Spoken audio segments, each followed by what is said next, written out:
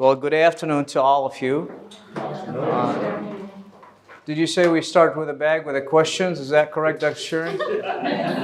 Just want to make sure that I heard it correctly. All right. I appreciate your dedication today and your time. You guys spending. I don't know how am I going to do with this light in my face, but I'm going to stay here all the time, and I like to walk. I can't see. I'm blinded with this light right now. Okay. It must be tough to come in on Sunday and attend Dr. Alex's seminar, isn't it? Yeah. Must have been all in bed in the summertime, sipping our virgin pina colada. Okay, I'm very specific here, right? And we should be rested. But guess what? We're all here, dedicating our time, our efforts, our brains, our body to come and learn something new. And by the way, I got to tell you, I do not know it all. If you're expecting me that I'm sitting here and I know it all, I don't, because I'm learning like you. So, what I'm trying to say to you here is that I admire your perseverance at being here, but at the same time, let's throw our ego out of the door today for just a moment of the seminar and get your ego back when you get out. Right? That's what we do all the time, isn't it? It's like, yeah, look at me. I'm the person that I know everything, right? Flexing our muscle. Yeah, I did my workout before I come. So that's what we do, right? Okay, so for a second, we're going to throw our ego out of the door. Hello, welcome. And that's what we're going to do. We're going to pretend, at least pretend that you don't know it all. All right? Now, I can see all of your faces, and you guys are wondering, what is he going to talk about? Why are we here? We're all executives. We're all professionals. We have 15, 20, 5 years, 1 year. Doesn't matter. I want you to understand one thing here. We learn from each other today. So my name is Dr. Alex Jones, and I'm your friend. I relocated from California, from San Diego. That's my hometown. In the year of 2016, but I've been dealing with this nation since the year of 2005, where a lot of things has emerged and developed, okay? Now, I dealt with this nation traveling forth and back, living here, traveling around the GCC, the MENA region, dealt across different organizations, government, semi-government, private sector. I hold a PhD in leadership. And here's a question to all of you. You're all in leadership seminar today. You're going to learn about DISLEADERSHIP. And what is DISLEADERSHIP? What are we talking about? We all know about leadership. Do you think leadership is an art or a science? Oh, I'm going to start with a bag. Okay, I'm keeping my commitment to you. Who came late? You came, right? I'm just kidding. Okay, all right. So, yeah, I'm keeping my commitment here, right? So at least for a second. All right. I listen. The greatest skills of leaders is listening. By the way, you guys are not safe still. Okay, I'm coming back to you. You're still in the bag. Okay. What was the question? The question, do you think leadership is an art? Do you think leadership is a science? May I stand? No, you can speak. You can stand if you want to. You can be seated. I think leadership is an art because not everyone is gifted to be a leader. Yeah. There are some people that have the natural gift to lead a team, but another person, another individual might not be able to lead a team, but is gifted in facilitating a team or being part of a team and making the team grow. Okay. So I believe that every individual has a part to play in an organization or in a leader or a team. All right, so that's the art perspective. Thank you. What was your name? Susan. Susan. Thank you, Susan. And then I'm going to move into the left side of the back side, all right? We're going to include both of you. Any of you should be volunteer. What do you think? Is it, so now we talked about art. What do you think? Me? Yes. You're in the backside, so we're hunting the backside. I told you I want to go to the... Oh, yeah, please, yeah, save yourself. You can change your mind. We still have an opportunity to do that. Okay. If you would like to go, that's fine. If you want me to pass on to somebody else, that's totally fine. Do you think leadership is an art or a science? I think it's an art also. It's an art. Yeah, because I think we are born, people are born to be a leader. Okay. It's Well, not a gift, I don't think so. right. Okay. Yeah, I think it's a science because Science. even if you have an idea of becoming a leader, you can learn how to do it. Because looking at the former, in China, going back to the leaders, the emperors and all that, you see they learn this from someone. Yeah, it can be as an architect, most especially you can learn to be a leader as science. Trusting. What was your name? My name is Dex. Dex. Such a pleasure. What was your name? Thanks. Such a pleasure. We all hear about leadership, but we never heard about DISLEADERSHIP, right? It's a new terminology, it's a new thing. And, we all talk about leadership, hello. And the only issue is that DISLEADERSHIP is a new terminology been introduced to the world, and that's what happens, is the person who wrote the book, his name is also Alex Jones. You're familiar with this guy by now, I guess, right? So he's sitting right in front of you, and I'm sure we're all going to have a wonderful journey.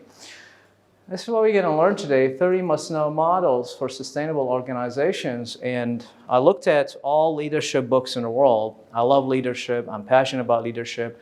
I'm a leadership scientist, social scientist by profession, and I'm also a trainer and a consultant.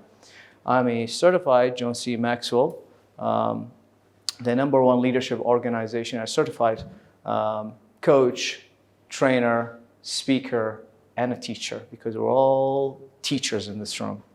Doesn't matter who you are, because we learn from each other, but we also teach each other only if we have the mindset of helping each other. After thorough research of over 15 years, I decided, what is it that we're going to reach the heart of many individuals around the world and talk about something different? Because everybody tired of leadership, leadership, leadership, leadership, leadership, leadership, but nobody talks about this leadership, this leadership, this leadership. You might think about sustainability here, but no, I'm not talking about sustainability. I'm talking about sustainable models.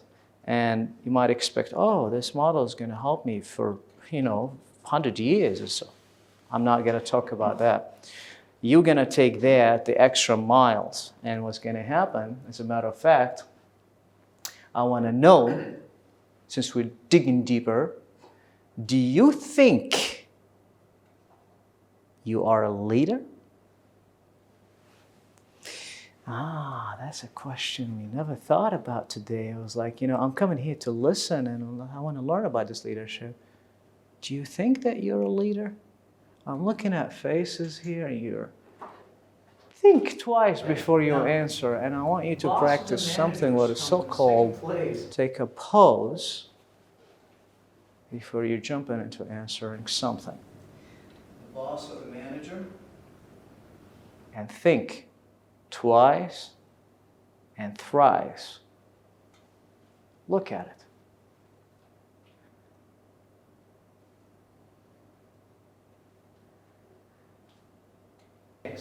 Well, today there is a seminar. Do you think you're a leader? Is a last row safe right now, Dr. Shurik? Sure, make sure they cover their base. We got one individual who didn't talk from the backside. I'm watching. I'm keeping record today. Would you like to talk? Yeah. Yes, I think so. Yes, I'm a leader. Yeah. Because there are certain reasons, if I can say, related to my career. Okay.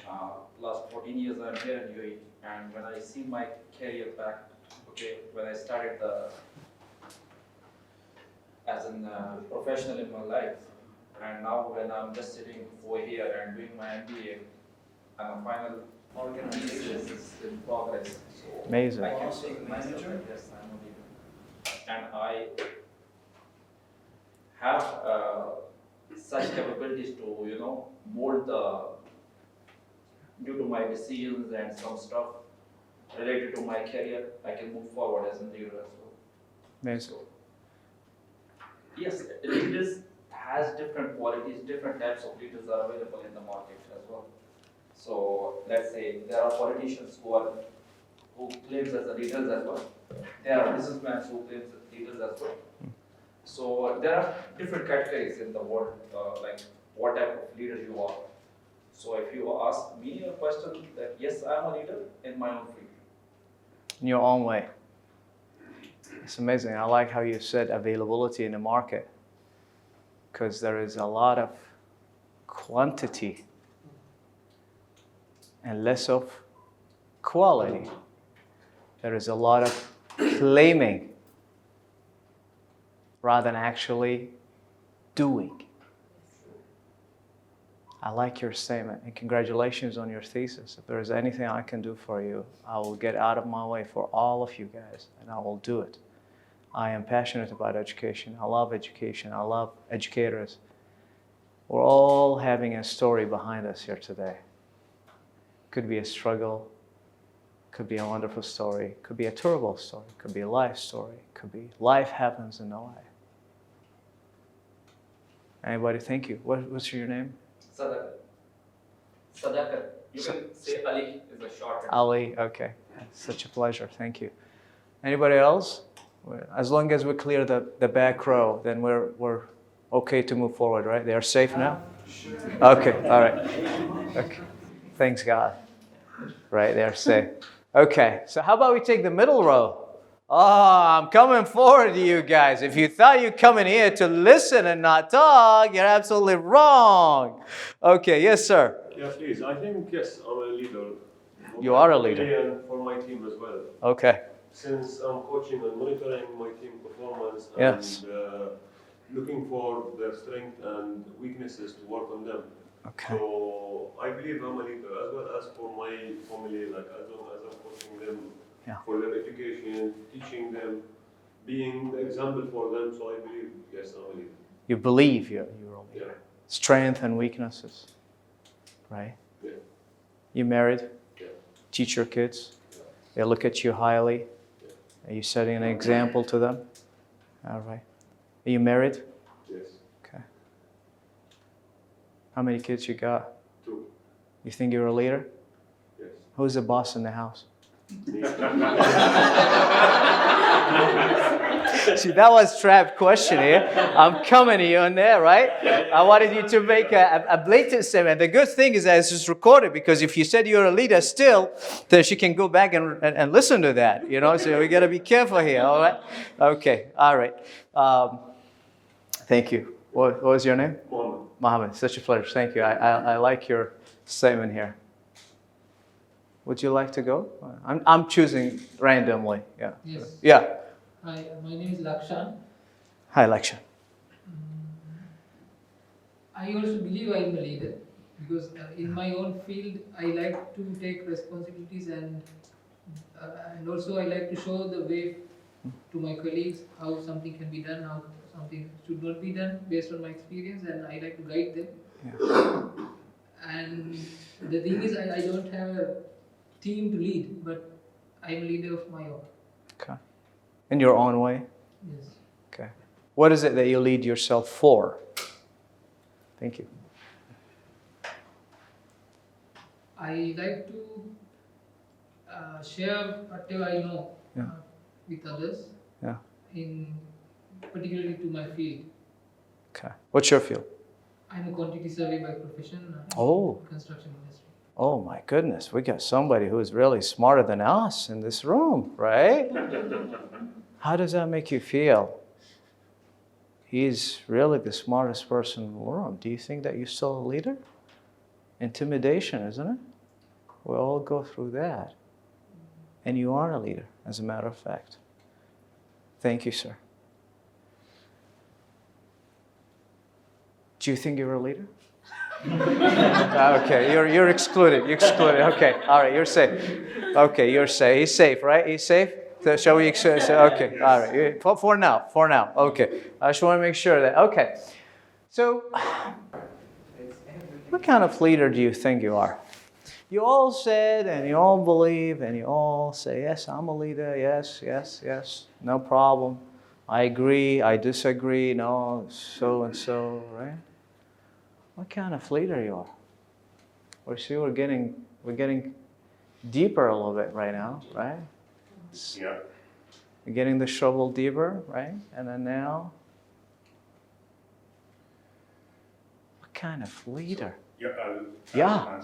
So actually, to me, based on my experience of being working in oil and gas for 18 years, and I work in many countries, international in many regions, and so met different managers, leaders, that my leaders, and I found almost type of leaders, and even some of them the same personality repeated in different locations for me.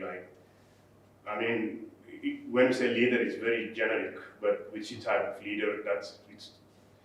It's a very good question, because what I learned that to be a real leader, that you need firstly to trust your team, to motivate them, and also to have kind of working as a team with your team, because it's not just to be like this is why sometimes there's a difference between boss and leader. So here to me, I trust my team, I motivate them, I collaborate with them, and also I delegate. Because trust that can affect delegation, because I saw some leaders that they're worrying about delegation because they don't trust their team members. So this is to me when I talk about my team, that I need to trust them as a leader. I need to delegate to them, motivate them, give them kind of recognition. This is all because the opposite is completely changing the game, and even can affect people's performance. If a leader that just want to give hard time and micromanaging his team, and that is not the kind of leader even I like. Okay. I heard you saying that different countries, different regions that you work in, and they are same personalities but changing. Oh, they're similar personalities. No, different personalities. Different personalities. Because this is one of the things yes. We saw some leaders that they have the knowledge about leadership. So here's but their personality is completely opposite than opposite. Yes. The knowledge. So here's a question to you. Like you said, you trust your team. You're doing so, you motivate them. You don't like to micromanage them. Trust is a big thing. Yes. Because I lost this skill with one of my leaders, and it was very tough working environment. And that's what I learned actually, because I had personal experience. And what I learned that I need to trust my team if I'm a leader. Okay. So your leader lost your trust, or you lost the trust in your leader? No, some of them is like micromanagers. Micromanagers. Even sometimes they go even below their levels to know about very small details, and that's really very annoying, and affecting people's performance, and the working environment will not be friendly anymore. How did that make you feel? Frustrated. Only? And also my performance. Only? Yes. No, more than that maybe. Only? No more.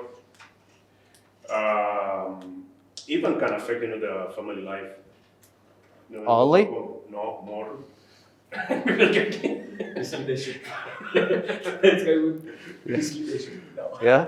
Yeah. Only? Even family life. Family life, okay. Yeah. Only? No more. I can keep saying, because I had 4 years experience with one of micromanagers. Only? Maybe I can What else? remember more. Yeah. So You will remember as we talk, yes. right? This is just what you remember. How long ago that happened? This is one of my assignments for 4 years. 4 years ago. No. The duration of this kind of leaders. Yeah. for 4 years. Lasted for 4 years. Yes. But how long ago did that happen? In my career, maybe like 3 times. Okay. But normally when we go to any country, our assignment is quite long period, like minimum, like 3 to 4 years. Right. 3 to 4 years. Yeah. And that still stays with you till today. No, actually, I learned from it. You learned. Because I saw the opposite leaders, that they trust the team, they motivate the team, they provide recognition to the team, they always want to make the team very happy. And that's what actually I learned, that like I want to be that kind of leader. Excellent. What's your name? Mutaz. Thank you. I really liked all of those statements, and I want you to hold these thoughts, especially those experiences, and the opposite. And I'll tell you why. Keep that. Yes, sir. Just, Ali, yes. You already mentioned over there, like, you know, Yes. learn from the previous mistakes, so not to repeat them in the future as well. That's also a quality of a great leader as well, which I would like to add. Yeah. Just to Yes. to chip in, Yeah. I was just trying to digest the question Yeah. as it comes to what kind of leader I am. Mm-hmm. Based on all those experiences which we are, I personally like to get feedback from my team members. So from there, and learn as well from them. I think this keeps me on top of the game also. Do they give you feedback, or you give them feedback? It's on both sides. Both On sides? Yes, Okay. both sides. And did that And make a it's- difference? Automatically, it's you learn every day is a day of learning, and you learn something new on how to sharpen yourself when it comes to this. Since we're dealing with people, Excellent. I would like to add something. Please, yes. You connected with me on LinkedIn. Yes. Yes, now I remember you. That's the only person connected with me on LinkedIn. Thank you very much. You're my best friend in this room today. just to feel your Okay. I see now people start. Okay, now you gotta get your phone. You gotta get them under. I can't see under the table in there. Oh, okay. All right. Okay. Well, thanks God, there is no much gap that I can view whatever activities that you're doing there. Okay. Right. Thank you. I'm so happy to see you. Yes. And you have a contagious smile. I like it. Okay. Yeah, so my name is Lisa. For the kind of leader that I am, I think I'm a kind of leader who sets by example. So I would like to be like a role model who inspires and inspire others through my actions, and then which affects them as well to do something better and contribute to their community. So you like to help. Yes. Yeah, that's why I joined the Rotary Club of Swiss School of Management. Amazing. Yeah. And what is it you want to do? Hopefully, bring little changes in of course periods of time, like What kind of changes? through recycling, all these things. Helping reaching the out to environment? Yes, environment. Is that why you joined, because sustainability cut you, or No, this not leadership? really, just the leadership as well. I really want to improve my. Do you think this is leadership skills. doable to change the world? Maybe one step at a time, giving them ideas about how they can, personally change something within their home, bring small changes. I think small changes will eventually give a big impact in the future. Do you think people like to change? I think it's something constant, so we should be We should be. adapting to change. But is the way that it should be, must be? What do you think? Yeah, must be. Must be. Should, have, should, and then must. It has a different gravity to it. The way it should be is not the way it must be, but the gravity brings us back to it, which is we're digressing instead of progressing, isn't it? Yeah, sure. All right. Okay. So now we're starting. Yeah. Anybody? Yeah. You did not connect with me on LinkedIn, right? No, I'm just kidding. Okay. All right. What's your name? Nick. Nick. Yeah. All right. Yeah. I just want something Yeah. to add, because this is the topic that I guess I have background into. Ah. So for my own assessment, I consider myself as a type of leader which is democratic, but I'm looking forward to experience the more transformational later on in my own business. Are you a democratic leader? Yeah, in the sense that I I'm practicing beforehand. I want to, although I have a say in the final, but I want it should be from the collaboration from the members, so we can come up with the best idea and transformational. I'm looking forward to, because I believe this is one of the leadership that they apply, especially in Apple or in the most innovative sectors, wherein the motivation of the employees is the vital driving force to come up the good and the best idea from, for example, the tech industry. So since you said Apple, you must have an iPhone. I don't know.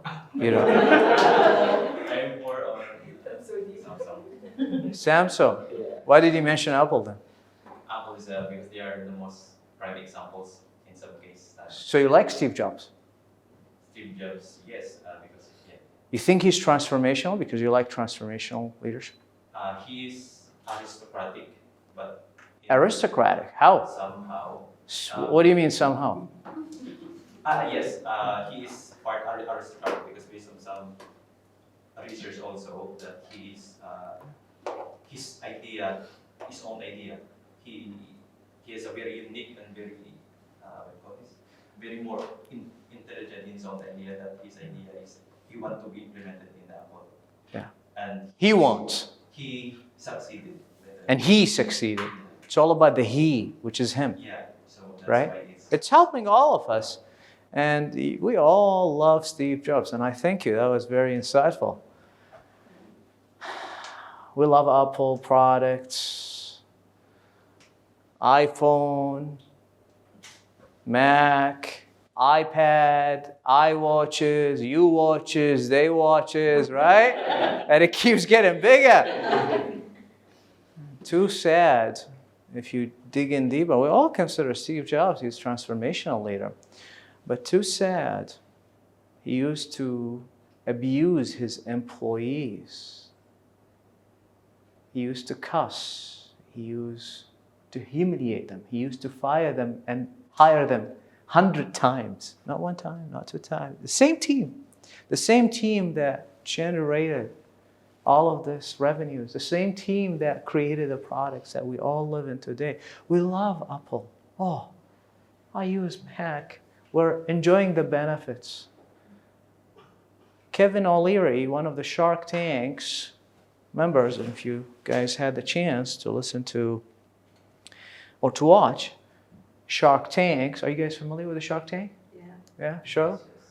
Kevin O'Leary used to work for Steve Jobs, and he became a mean individual to all of his. He's a multi-billionaire, not a millionaire, and he resigned. And he created his own company. He sold it, a tech company, education company, for millions of dollars. And he created a company and sold it, and then he generated another company. But his attitude at home and his attitude at work was impacted by Steve Jobs, because he used to treat him with humiliation. Not a humility, humiliation. It's a different thing. Okay? Now, why do you think the word is screwed today? And the way that we live in today, we hear about wars, we hear about corporations. Aren't we the good people that we're here? We're trying to change the world? Then why do you think the world is screwed? I'm a little bit blatant in my language when it comes to leadership, and you probably didn't expect that, because speak our mind. We only have one life to live in. However, we have to manage a corporate lifestyle. So why do you think the world is screwed? If we want to achieve is transformational, helping people, nourishing the environment, and making people really doing great, and yet we're studying leadership courses and specializing on a PhD level, on an MBA level, on the bachelor level. What's going on here? Is there anything that we're missing? Something happening? Yes, Sally. Because of the good leaders. Abuse of power. Ignorance. Greed. Greed. Ignorance. Ignorance. This side is too quiet. I don't know. Is it muted? Can you unmute them or something? Dr. Ego also. Sometimes ego. Ego. Yeah. Dominance. Dominant. Selfishness. Selfishness. Authoritarian. Authoritarian. Authority. Isn't that so sad? Yeah, you want to say something. Wars happening between and among countries in the world. People destroyed. Two things I don't like to talk about all the time, which is politics and religion. Whatever you believe in is your belief. The only thing is that I want to tell you, these two subjects makes people hate each other. Not dislike each other, but hate each other. And hate is a big word. Yes. Isn't that so sad? And we are here studying leadership in all its aspects. We're trying to make the world a better place. Everyone. The greed, the abuse, the authority, the power, selfishness. And hence, remember what I said to you? Leave your ego out of the door today and come in by yourself. No judgment today. No judgment today. Are you self-aware of yourself? See, probably you guys expected that I'm going to come in and jump in straight into, yeah. It's too sad that's not a podcast or a radio show or a TV. I have a different style. That's obvious. Isn't it? Yes. I'm also surprised.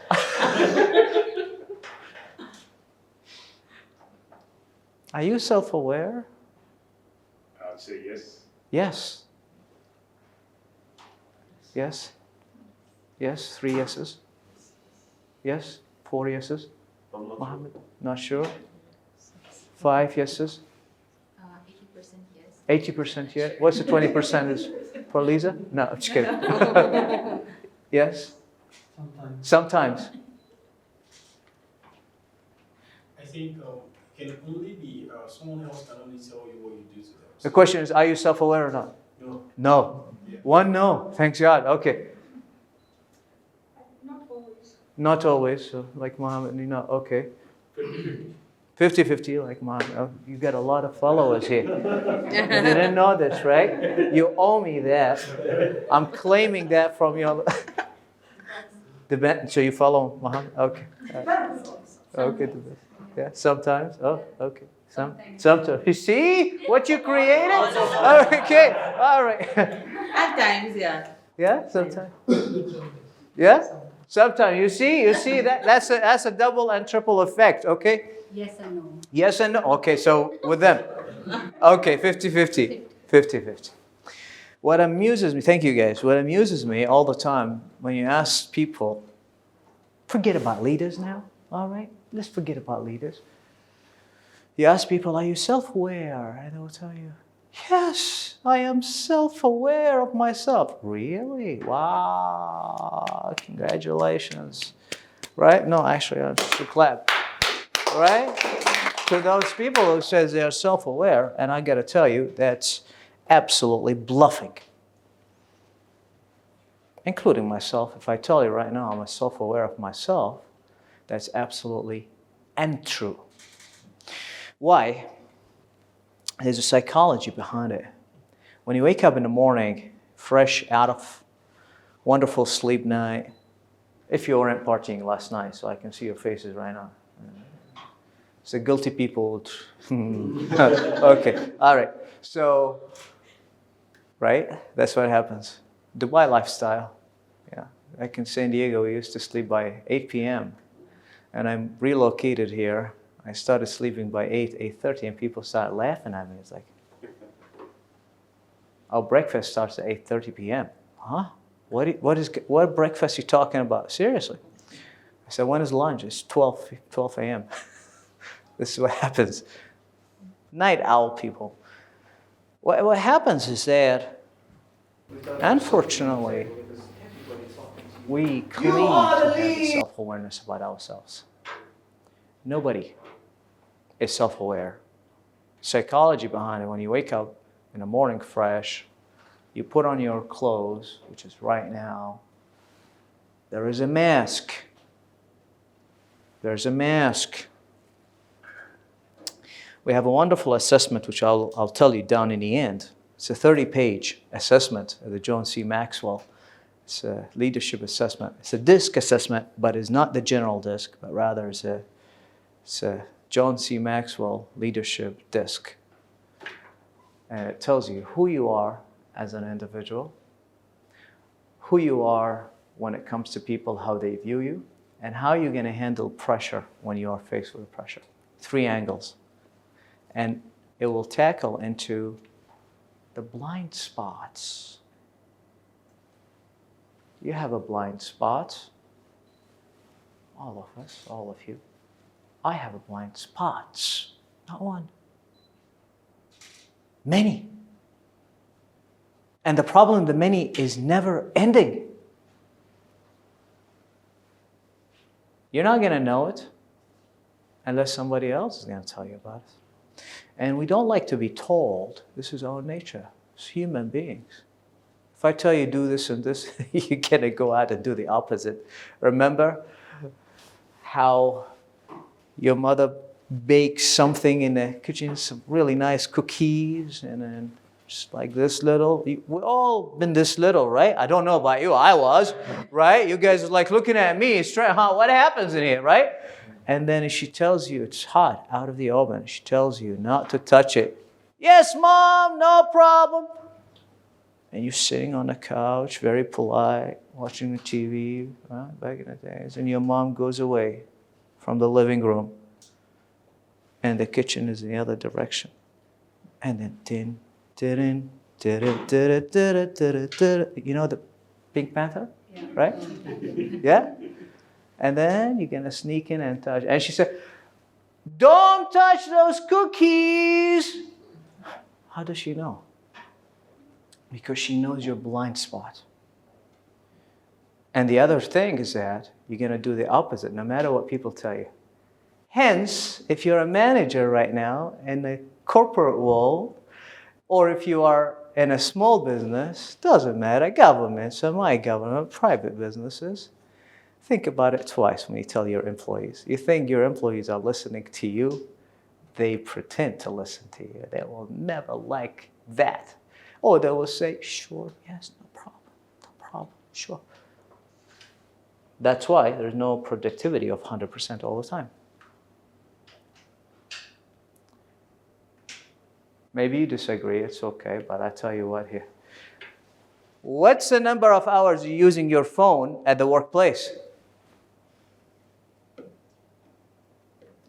Do you put your phone away from you when you're getting to work? Definitely not. Oh no, but what happens if my family calls me? You gotta have excuses. No, what happens if my boss calls me? What happens if the supermarket calls me and tell me you didn't order today? No. You see? We come in with all different. Why? Because we're attached. We gotta find excuses. We need to. It's not we want to. We have to. That's what's happening. Now I want you to turn to the person next to you. And I want you to introduce yourself and say, well, hello, my name is Alex. Nice to meet you.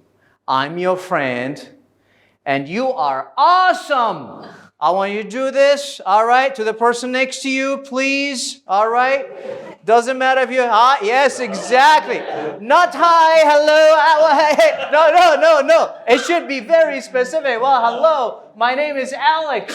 Nice to meet you. I'm your friend. You are awesome. And you tell me the same. Hi, I'm Harry. And I'm your friend. You are awesome. Thank you. You turn to the one to the back. You turn to the one next to you if you're in a 3 in here. Yeah, how is that? It feels so warm. It was awesome. It was awesome, and you are awesome, all of you. Does it feel good when you shake people's hand and you turn to them and you introduce yourself and you tell them, right? And then they tell you the same, isn't it? Yes. Then why don't you do it when you come into every new classroom? Shy. Yeah, don't talk to us. Come on, doctor, you know what's going on, right?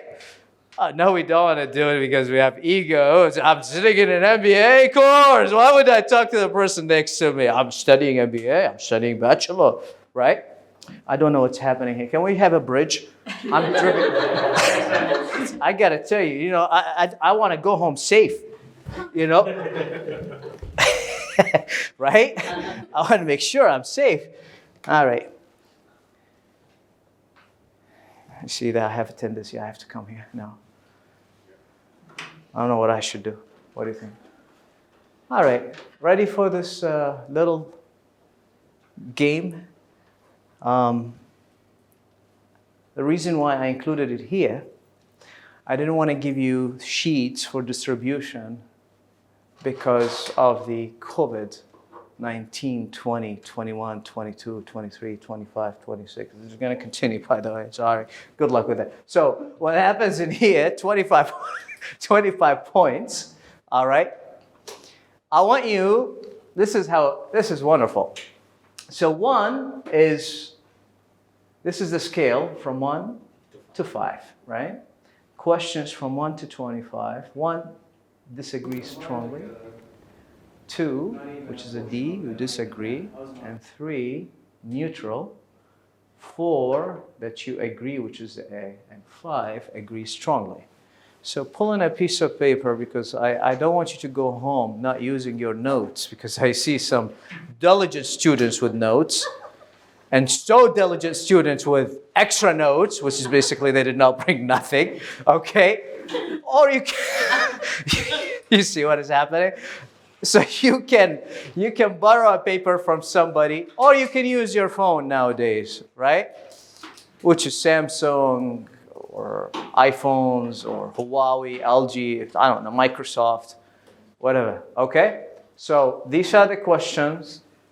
Look at them and make sure you answer each as you are.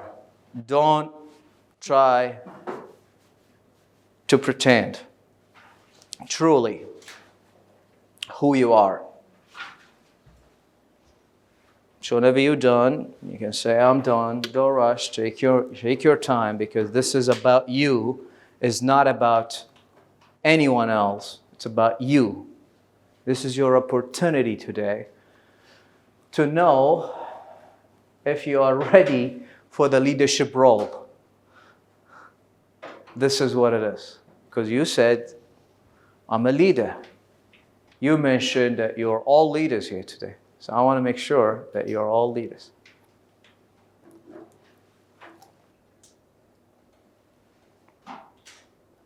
But truly circle each question. This is very beneficial to all of you.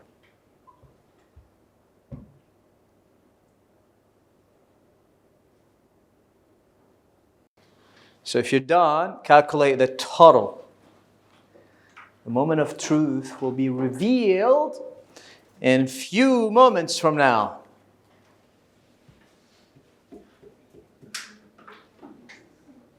Are we done? Raise your hand if you're done. Let me see how many people are done. Okay.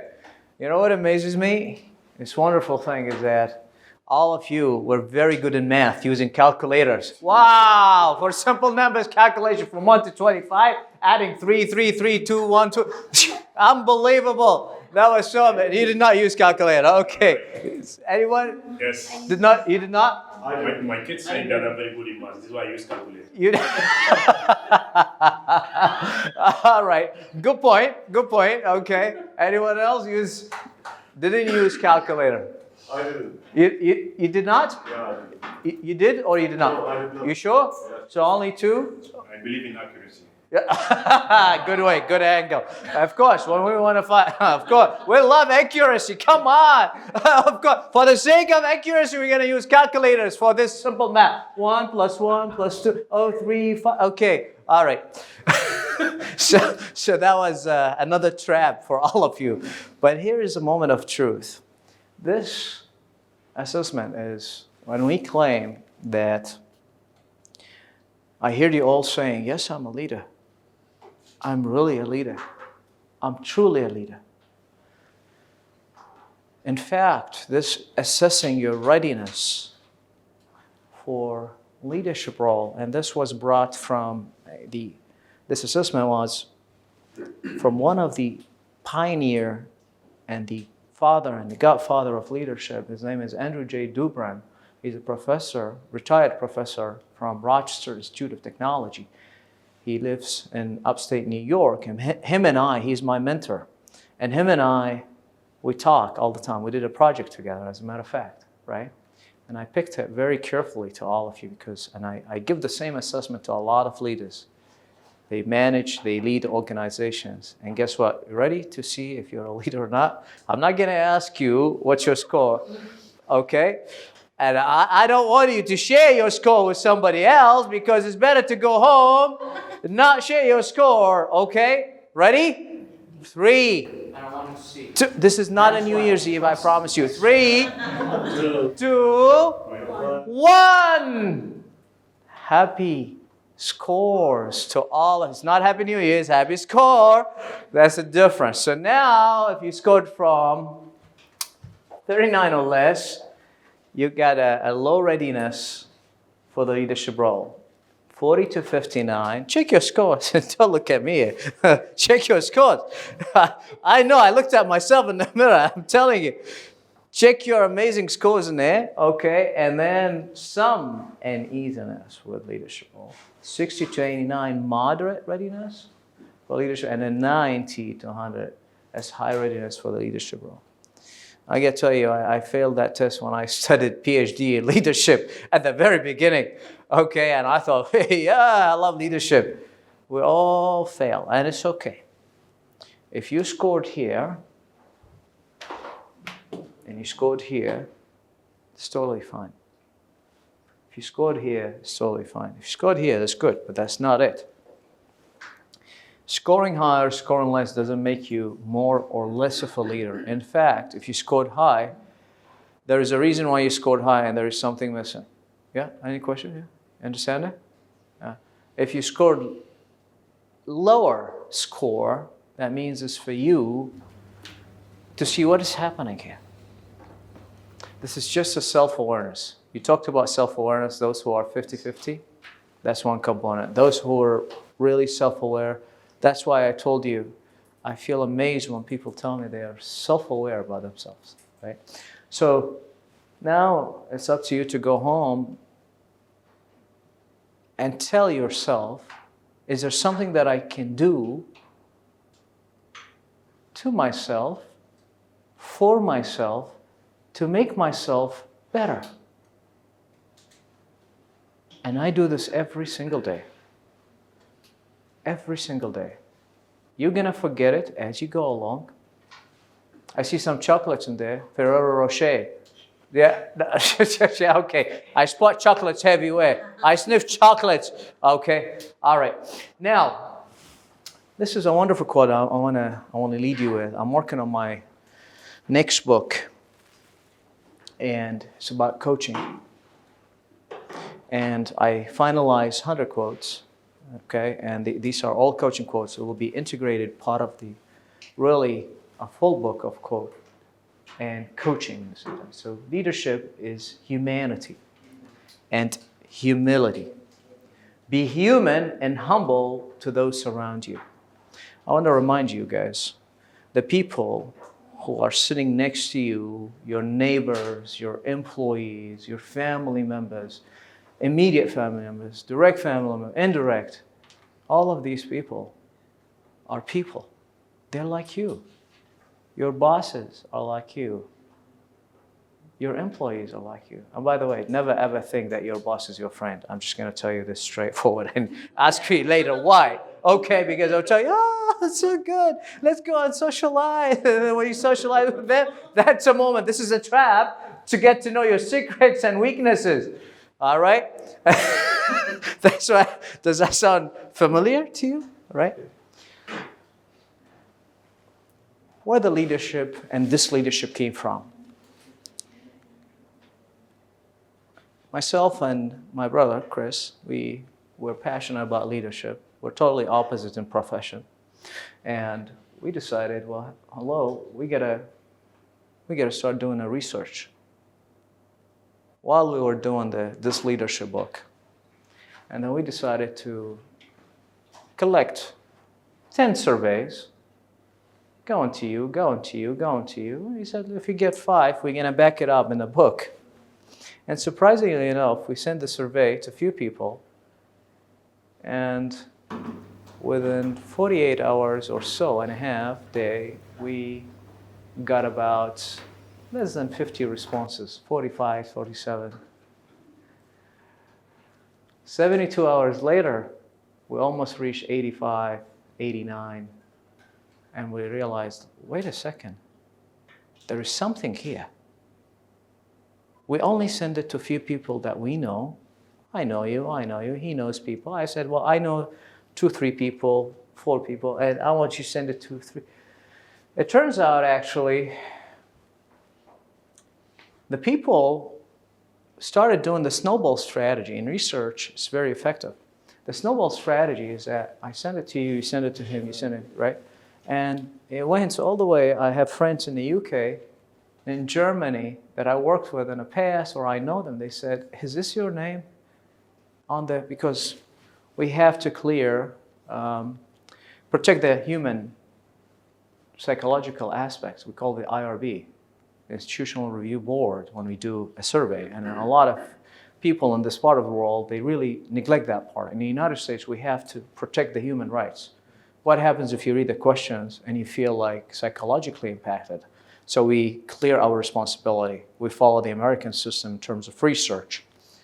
And then we took this research and we said, oh, wow, okay, yeah, that's us. What's going on here? So we realized there was something on the table. So with the progress of time, we said, well, wait a second, we're not going to publish those, right?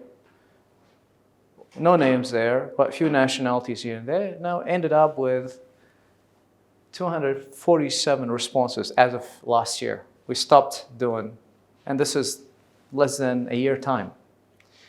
And we send it to government, semi-government, and private sector employees, and it's not the government directly, okay? And then the question is here, it's very interesting to all of you. Was your suffering experience from your, check all that applies, organization, the boss or the manager, colleague or coworker? See, the private sector is the highest percentage. It's very interesting, by the way, okay? So the government comes in the second place, and the semi-government in third place. But this matters. Those two combined together, not even a portion of that, not even half. How's my math? Good? I did not use a calculator, I promise. My hands are okay. All right, and then look at what is happening here. Number one factor is a colleague and coworker is impacting the individuals in the workplace, the suffering. And suffering is a big word. Do not underestimate the suffering word. Suffering. Only, remember guys what I said? What was your name again? Mutaz. Mutaz, remember what I said to Mutaz? I said only, suffering. Second part here, look at this percentage. It's 43%, 43.3. All right, 43% in the private sector. They are pretty much suffering, right? Now, bosses and managers comes in the second place. Look at the difference between those. It's 40%. It's 3%. And then the last thing here is the organization, which is basically 30%. Well, it's 1% matters in research, but here it is. Let's take it simple and sweet. Since we have sweets in the bag, I'm just sneaking some information to all of you. Okay. I'm your eye. Remember I said I'm your friend? Yes. No, I didn't tell you. Where's what? Okay. So that's why I'm sneaking some information in you. Okay. I'm leaking some information. So combine those two together without calculator, please. All right. What is Can you do that? 83%. Now, this is only 30%. There are two factors here. This is a structure. These two are humans. Do you see what's happening here? The suffering in our organizations is coming from humans. And we just said a while back here, leadership is humanity and humility. You see how it's happening? You see what is going on? Hence, the DISLEADERSHIP has emerged. We thought there is something on the table because everybody talking to you. You are the leader. Please let me give you the crown. You are the queen. Let me give you the. You see, you are the boss, not a problem. Nobody talks about DISLEADERSHIP, and hence DISLEADERSHIP is a paradox. DISLEADERSHIP is all about. You guys familiar with the paradox terminology? The paradox is everything is the opposite, contrastic, okay? It's like an X. Well, today there is a seminar. It's a weekend. There is a seminar. I have to go. I should go. I don't need, but I have to go. I have to sleep, but I need to go. That's a paradox. You see what is happening? Right? I need to go. I run out of vegetables and fruits, sweets, right? It's hot outside, but I'm craving some sweets. It's hot outside, but I need to go and get it. I need tomorrow, hopefully it rains, but let's say tomorrow is raining, right? It rains outside. Oh, I need to go to work, but it's raining. But I need to go to work because I need to feed my family and myself. But it's raining, but okay, well, I don't have a car, but if I don't go to work, you see the paradox is the opposite. Everything in life is paradox. Hence, the DISLEADERSHIP. So the DISLEADERSHIP is to raise your awareness about what is going on in organizations. If this happens, what's the impact of it? And what's the opposite of that? Now let me tell you this here.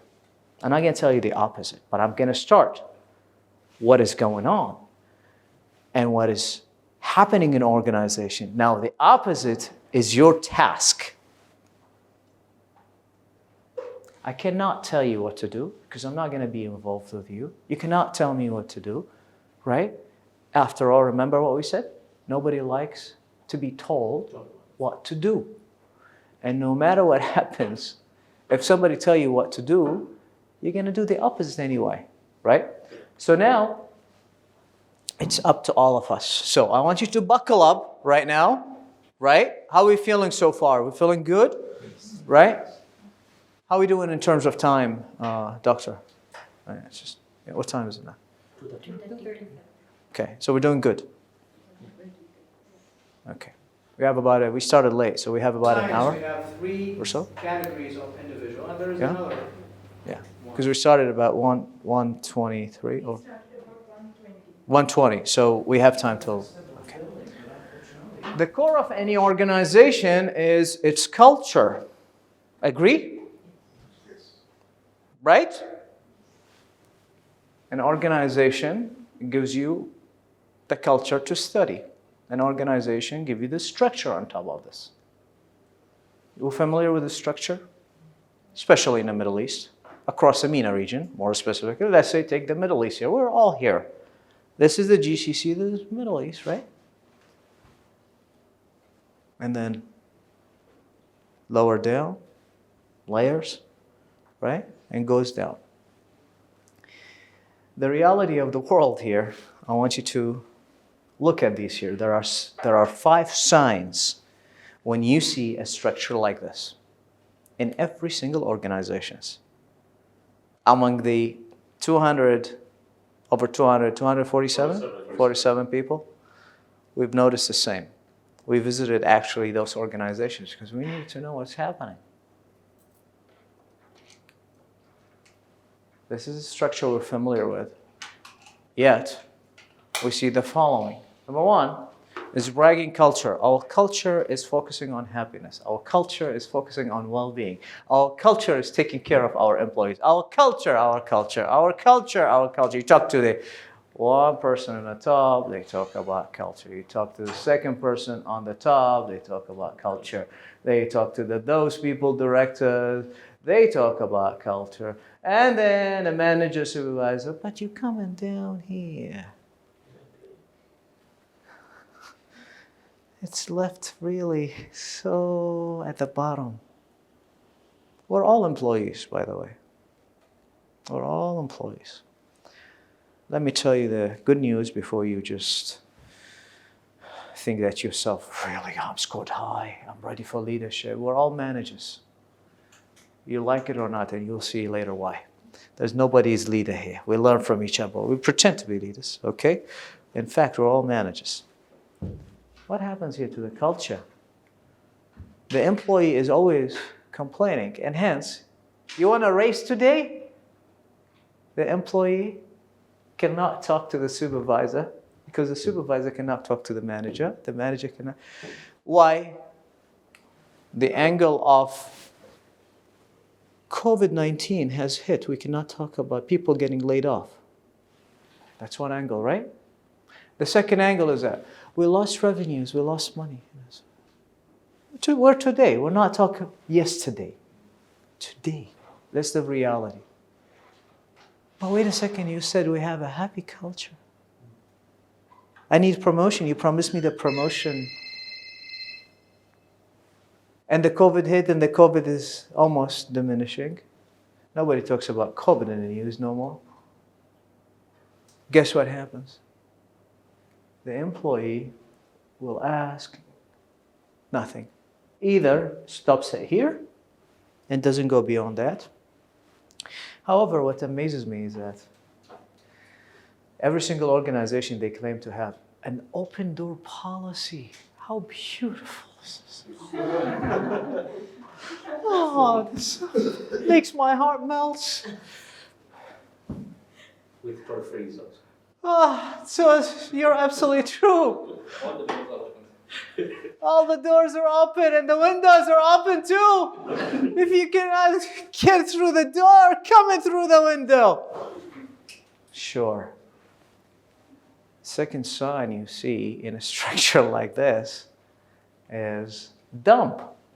Places you go to, as much as they are organized, but they are dumb. They are dumb in the structure. They structured their organization because they left it unorganized. They left it with no structure that holds it with a cleanliness. Now, I'm not talking about how beautiful is the place. And you go to some places, you find them the most wonderful places, so beautifully designed, but they're still dumb. Why? Because of everything starts here, the culture. You see what is happening? Now, top offices for leaders only. And now we have an effect of the ivory tower. You see? It's very unlikely you're going to get a nice office. Right? Can you relate to that? And usually what happens, people here, they have a lot of values on the wall. So beautiful. Our core values, 2, 3, 4. Our mission, 1, 2, 3. Our vision. We love our employees. Right? And then the sign 5, happy and unhappy culture. That's the effect of all of these here. Effect on us, on you, on me. Open door, open windows. Yet you cannot talk to the boss. Open door, open windows. You can give me a raise, you cannot. Open doors, open windows, you cannot promote me. Open doors, open windows, give me my freedom. I want to work from home, I have family. No, we're back to work by order. Remember what happens when the law says you're entitled to reduce the salary of employees, or not directly, but rather remove the airfare, transportation when the COVID hit. The majority of employers, there is an appendix attached. They did it immediately with no delays. How beautiful. How beautiful. They were so efficient. But it's your choice, not a problem. If you don't agree, it's not a problem at all. If you don't agree on this appendix, you don't have to sign. 2 months after, you're going to get laid off. Sounds familiar? So here is what disleadership is, of using the system to cause and effect. This is what life. I do this, I do that, this is what happens. Happy and unhappy. Second sign is that here. You need to invest in your people. Most importantly, you need them to be happy. We just finished with the happy and unhappy. What is happening here, right? And now we start with another one. How is this even familiar? And how is this even realistic? Let me introduce you to the 3 layers of the brain. I think we have a doctor here, I guess, somehow, in the group. I looked at the profile. No? A surgeon or something? No? Okay. There are 3 layers of the brain, and the brain is a wonderful gift that you have. This part is your assets in life. The reptilian brain is a function of this area is survival. And we're going to be introduced and see where is this located. But I want you really to get a grasp of what this means. Emotional brain, and this is all about your feeling. The part of your brain where all your emotions are happening. And the last part here is the executive brain, and it's telling you here, whatever you decide today, this is happening in this part. Wait a second here. Didn't we say emotions happens here? Right. What about our heart? Oh, Valentine's Day! Remember? Oh, it's so beautiful. It's actually nothing happening in the heart. It's everything happens in the brain. And hence, I want you to realize the survival brain is asking a question, am I safe? Which is survival from the name itself. The emotional state says, am I loved by my boss? The executive says, what can I learn from this? So anything that's happening, you deciding to come in here is happening in the top, the executive state. But that's not all. There are 3 parts of the brain. The previous was layer, and this is the 3 parts of the brain. The first part is the cerebrum. The cerebrum, okay? And this makes about 85% of the brain weight. How amazing. These are facts. And I'll tell you later why you need to understand this, right? It is the outer part of your brain, which is this part, right? And guess what? It's divided into 2 halves, left and right. You know what's surprising? The left side is controlling your right side of all of anything that is happening here. The right side is controlling your left. You see why the brain is an amazing thing? So, what does that mean here? It is the thinking part of your brain, which is in charge of your personality. If you're smiling, if you're an aggressive person, behavior, speech, vision, smell, memory, emotions, muscle movements, learning. When you are at the university, is all happening in a forum, right? And all of your decision makers. You see how is this biggie bagging on the layers, right? Parts. So layers and then parts. Parts are bigger, layers are within. And then we got the cerebellum, and that's a vital part of why. This is located at the lower back. So the back, at the very lower back, right, of your brain. And that controls your posture. The way that you sit on the chair, the way that you stand. This is happening here. And how are you going to make a balance? Coordination. So all your motor skills, remember, they were training us, motor skills is happening in here. That's why sometimes people, they get dizzy, right? Don't they tell us all the time when you're angry? We heard it from our grandparents.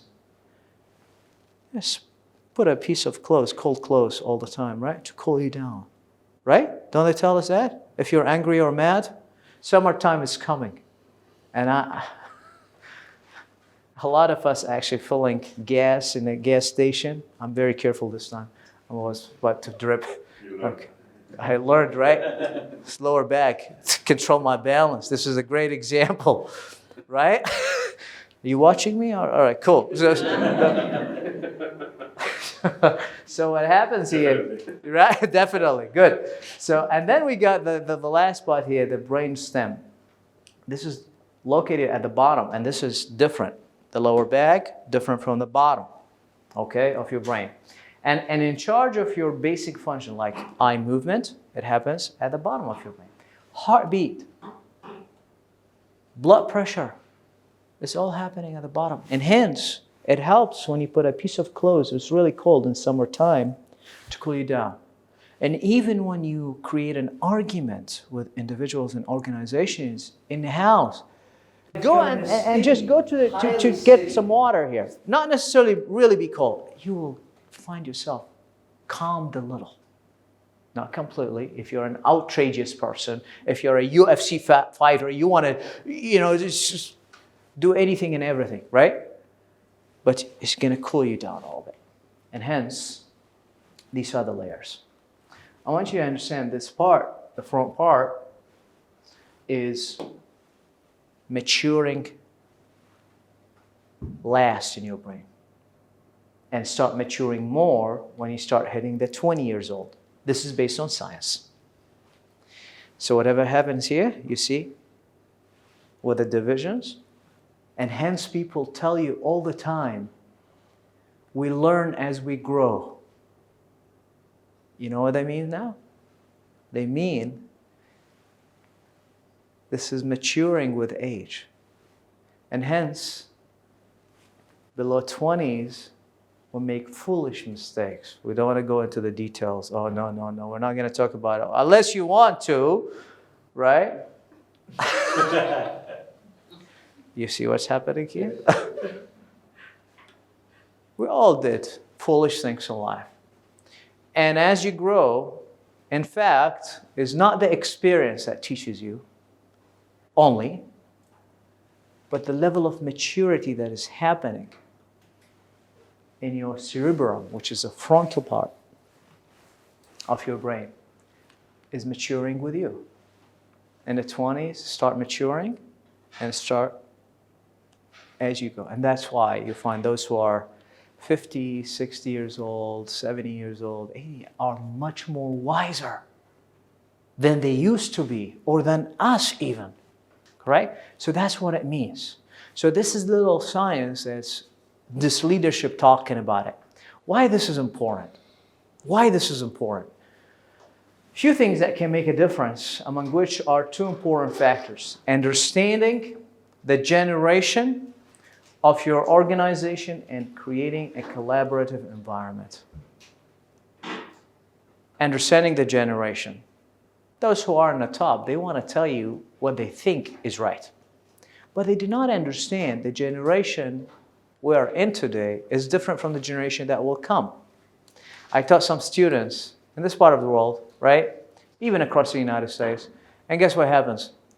The previous generations, they used to be very respectful. Doctor, all the time, doctor. And if they see, if I see my professors today, I almost bow because these are my professors.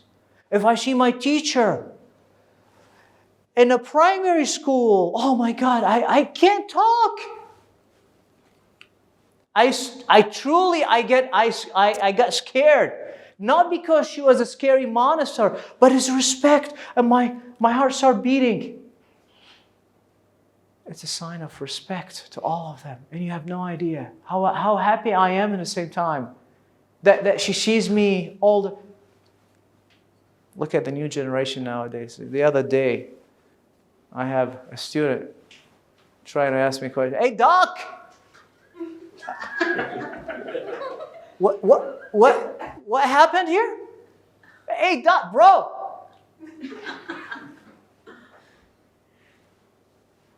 You see what's happened? I never heard like this. I sincerely, truly never called my professor bro. Doc, what is happening here? You see the generation difference, and hence there is FBI CC. I'm not bringing the FBI, I promise you, but I want you to remember it. It's FBI CC. What does that mean?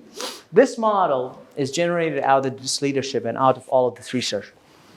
Finger pointing stands for the F. Blaming, inconsistent, criticizing, and controlling. The FBI CC. Remember this, because in every single organization, there is an FBI CC. How beautiful. FBI CC. So now you know about this leadership, you'll know exactly what you're talking about. Your bosses are not going to know about that one. So if it happens that you know the people that you're studying with or you work together, you know, I had an FBI CC today. You know what that means? It's finger pointing. And what happens, these people all the time, they blame you for anything. They finger point. You did. You did. You did. You.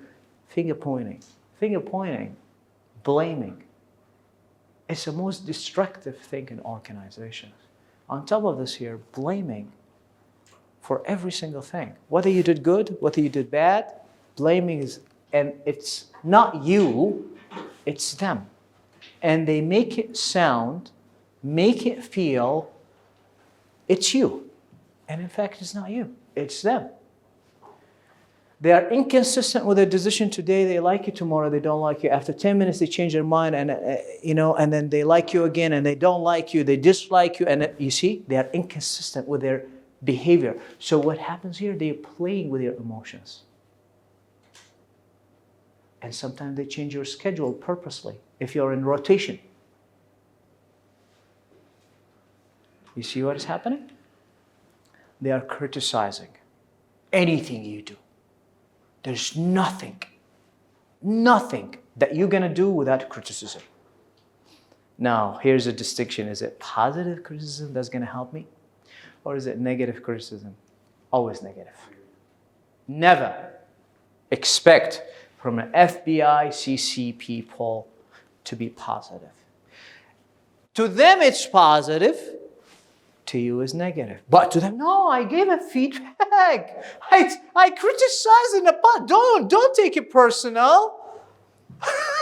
Excuse me, which part of the criticize that I don't have to take, not to take personal? You know, tell me which one. From A or C or H, or it's a list from A to Z, like a vitamin. You know the vitamin A to Z? They give you exactly the same thing. And they are controlling you in the sense you don't even have time to search for another job.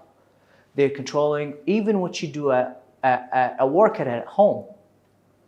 How? Wait a second. I come to work and that's it, and I leave. They will call you to do a task. They will make you stay longer. This is the indirect efforts in the organizations. Sounds familiar? Yes. And by the way, maybe you have the most wonderful culture, but the individuals are there. They are doing it. And you don't know about it. And that's why the DISLEADERSHIP is tapping into these. Because what touches you here, it's the most important. Encourage brainstorming. Stay away from blame storming. Sounds almost the same.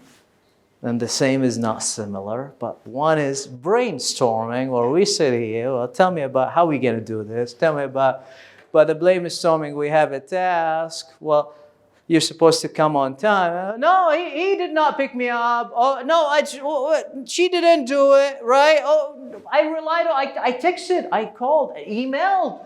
You see? It's a blame storming. Everybody clears their responsibility because nobody likes to be in that corner. So who's left? Only you. If you are a good person in nature and a person who likes to help people, believing in humanity and believing in being human, you're not going to be in that part of it because you don't have time and you don't know how to do it. These are skilled people. And hence, we have what is so-called in this leadership, 3 components of blaming leadership. You never heard of it. And this is another branch of leadership. Focusing on blaming, and blaming results in a blaming contagion, and then it leads to emotional contagion. What does that mean here? You can start it in the order that you like. It's not 1, 2, 3. It's nothing in life is 1, 2, 3. Sometimes it starts here. They play with your emotion. Your emotion will affect the people in this room. If you're a positive individual, I will talk to you. You give me that positivity, wonderful smile, and you impact me. If you're a negative person, the only thing I'm going to get from you is negativity. Let's go on a smaller scale. Why organizations? Let's go on a smaller scale. We sit in a friendship circle, coffee shops, lots of them here in Dubai. And then you're sitting at home, or you're sitting, a break. And it happens to be that you're a positive individual. It happens to be that you're a most wonderful, great individual who is carrying the positive mentality. And you want to do something to yourself and to your family. Let's say, I'm going to start looking for a job. Oh no, the economy is terrible and you can't find a job. Sounds familiar? You want to do something, you want to start a side hustle, side gig. We call it a side gig, a business. Let's say an online. Oh, come on, you don't know how to do this online and e-commerce, and you don't know the payment is licensed too difficult. It's against work. And you see? This is the negative people in our circle. Let's not go to that organizations yet. And it starts with your circle. Family members. The most influential people in your circle that gonna give you the emotional contagion that is negative and blame you, your family. Not immediate, not direct.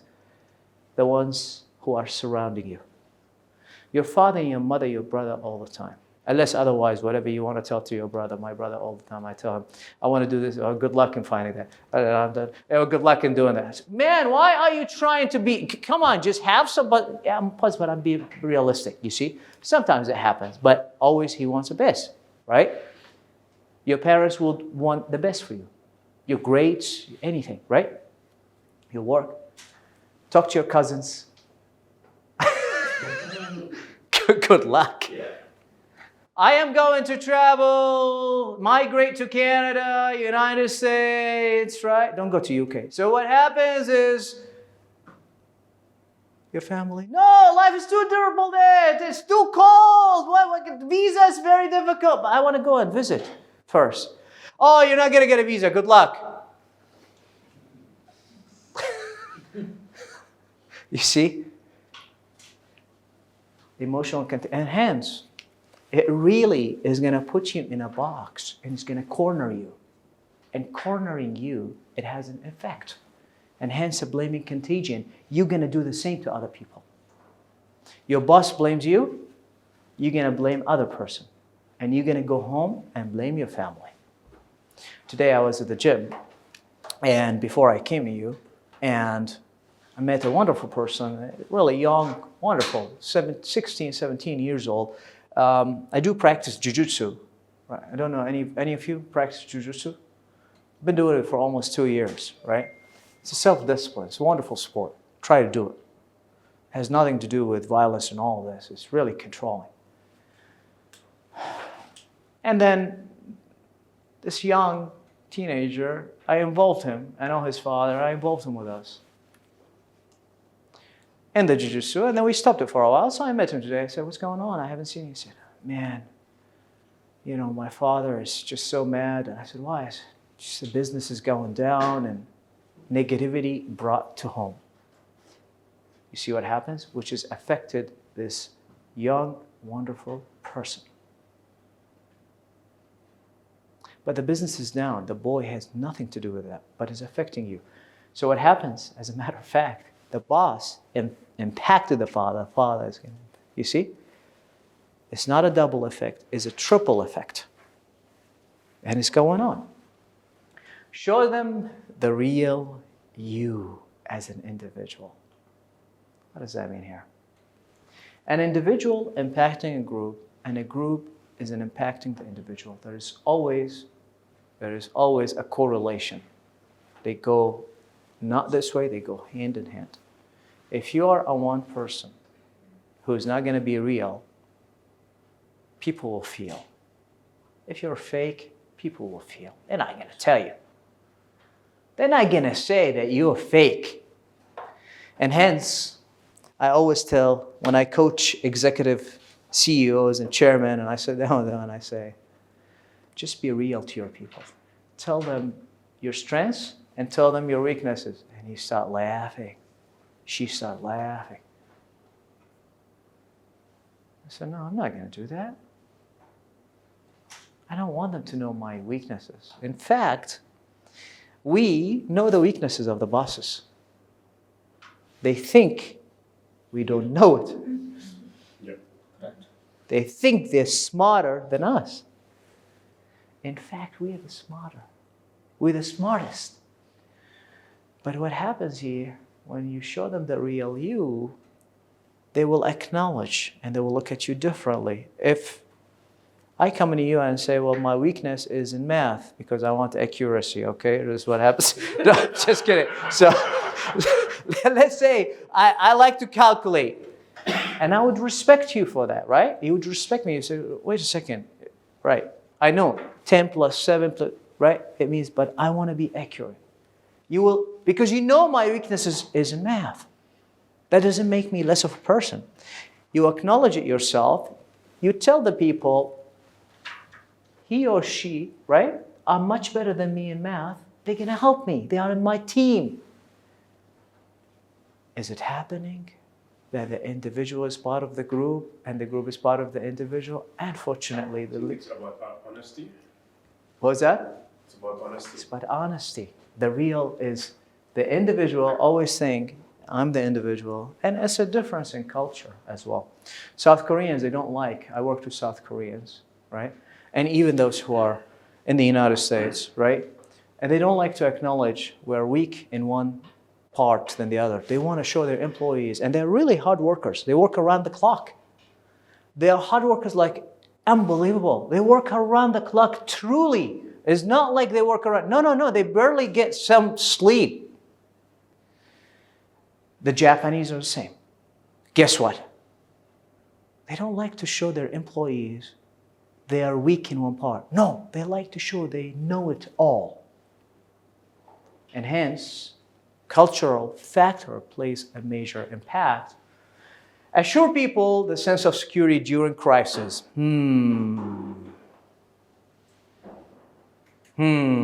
Crisis just happened and we are still on the verge of it to be over. It's not over yet. And it won't be over. Nothing is over in life. It's not like a game, it's like, the Atari or all of these, right? It's not going to happen. Nothing is over in life. You start something, you finish it, and then start something else. And this is life. Do we acknowledge it all? Yeah? So, what does that mean here, a sense of security? If you don't assure your people the sense of security, there are three factors will be impacted: innovation, productivity, and creativity. And that's why it's the three major impacts of blaming leadership. So isn't that the most outcome, at most desirable goals of any organization? Education, manufacturing, hospitality, oil and gas, finance, right? Customer service, service industry. They need innovative people. They need productive people. They need creative people. But the COVID-19 has hit, yet you're using the appendix as an attachment to my contract to reduce so and so, and keeps going, and you fire 10 people, 20 people on the spot. When they fire people, what's the first thing comes into your mind? Even if they fire one individual, oh, didn't you know that so and so in the administration, they fired him, they fired her? What's the first thing comes into your mind?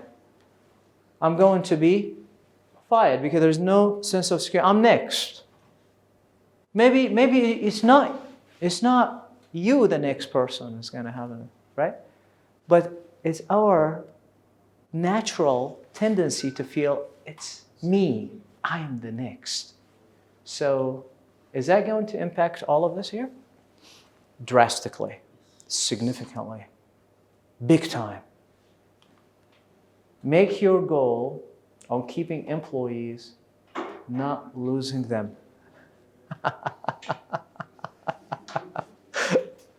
No, just let's.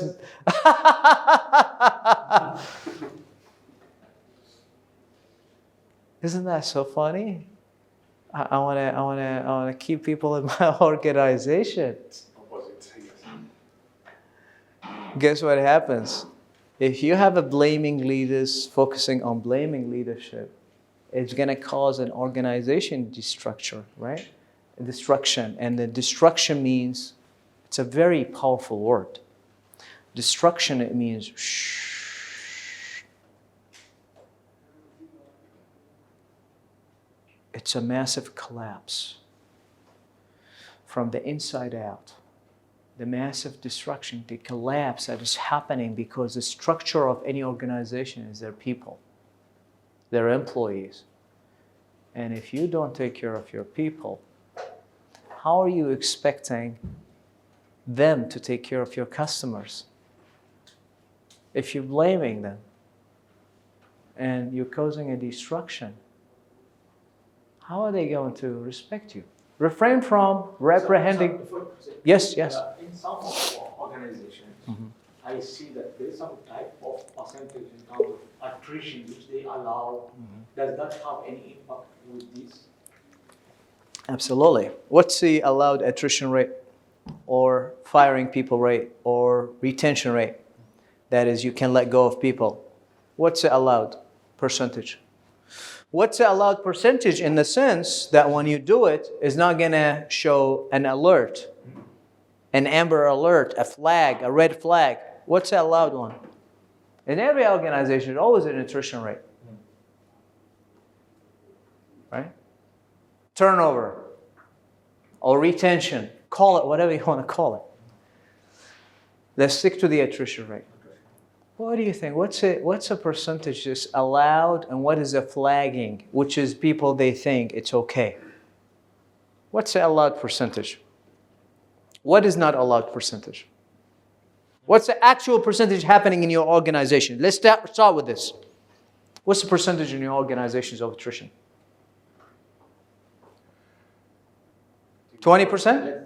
Maybe less than 20%. Less than 15? Huh? 17? In my organization, 12%. 12%? I would say something more than 3 to 5%. 3 to 5% in your organization? Yeah? 10% in your organization. 15%. And it goes all the way to 20%, 22, 25, and sometimes 30, which is, I'm okay if I keep 70% of the employees. I let go of 30%. I'm still going to have an organization. Let's say it's out of 100. How's my math? Accurate. Accuracy. You see? It- I'm right. Absolutely. I'm validating your point. Yes. I'm on your side. Since you're watching me, I'm watching you. Yes. I'm watching after you. You see? So they do it in the Middle East. It's okay. 20%, 30% is okay. 35%. Seriously. The accepted rate, just for your information, and this is from a Western standard, large conglomerates, whatever you want to call it, doesn't matter. If it is above 2%, there is something going on. And usually in the United States, bosses are going to ask themselves, and they really make it a huge, massive thing in the entire organization, and they have an immediate meeting. The CEO will be questioned by the board of directors, the chairman, immediately. Why do you have an attrition rate of 2%? 2% let go, that's a valuable asset. You've been training them for years. I think this is the percentage of the listed company stock exchange in New York. It's even much more strict in the Quite low percentage. right. If it is listed in the stock market, nah, that's even because they have to report. And then there is the SEC, the Security and Insurance in the United States. What they do due diligence, directly and indirectly, on you and every single organization. And they will interview employees directly at a coffee shop. An SEC employee will meet in a coffee shop in New York, and then it happens to be there. They're not going to tell you, and then that's how they collect their information. But in general, if it is above 2%, here in the Middle East, add the 0 to the 2, makes it 20%, and it's okay. Not a problem. It's okay. What we just add is a 0 to the 2. We're still having the concept of 2%, but we merge them together, the 0 and the 2, and it's okay. They don't question themselves. No, if you go away from the organization, she comes and replaces you. No problem. Bye-bye. Hello, would you like to join? Here's your offer. And you come in and join. This is what's happening. Okay?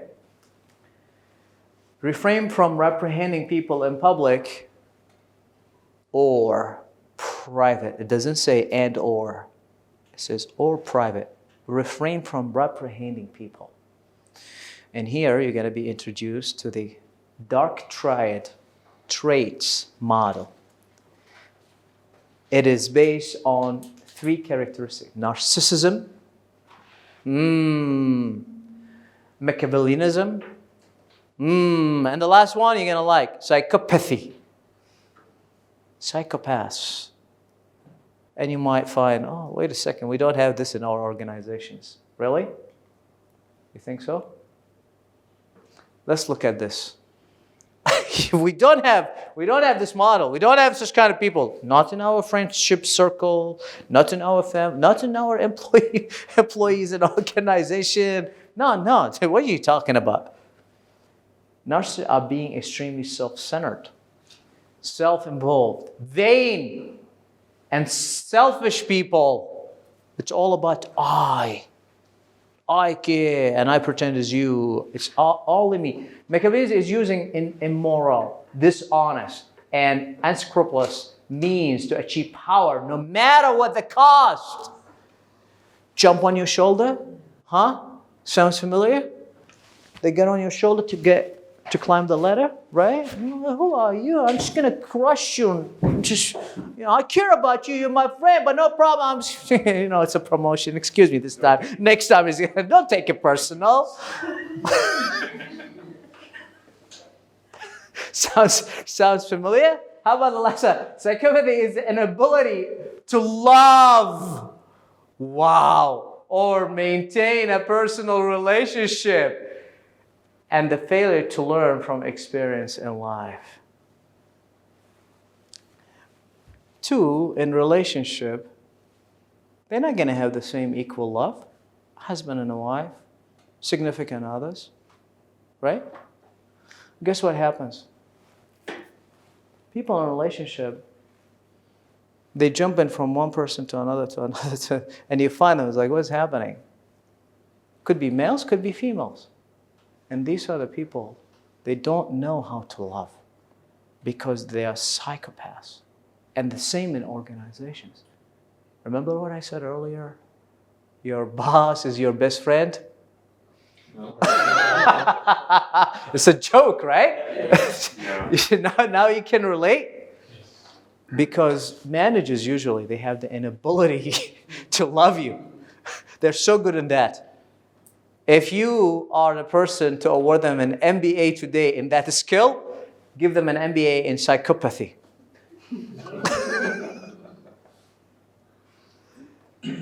Seriously.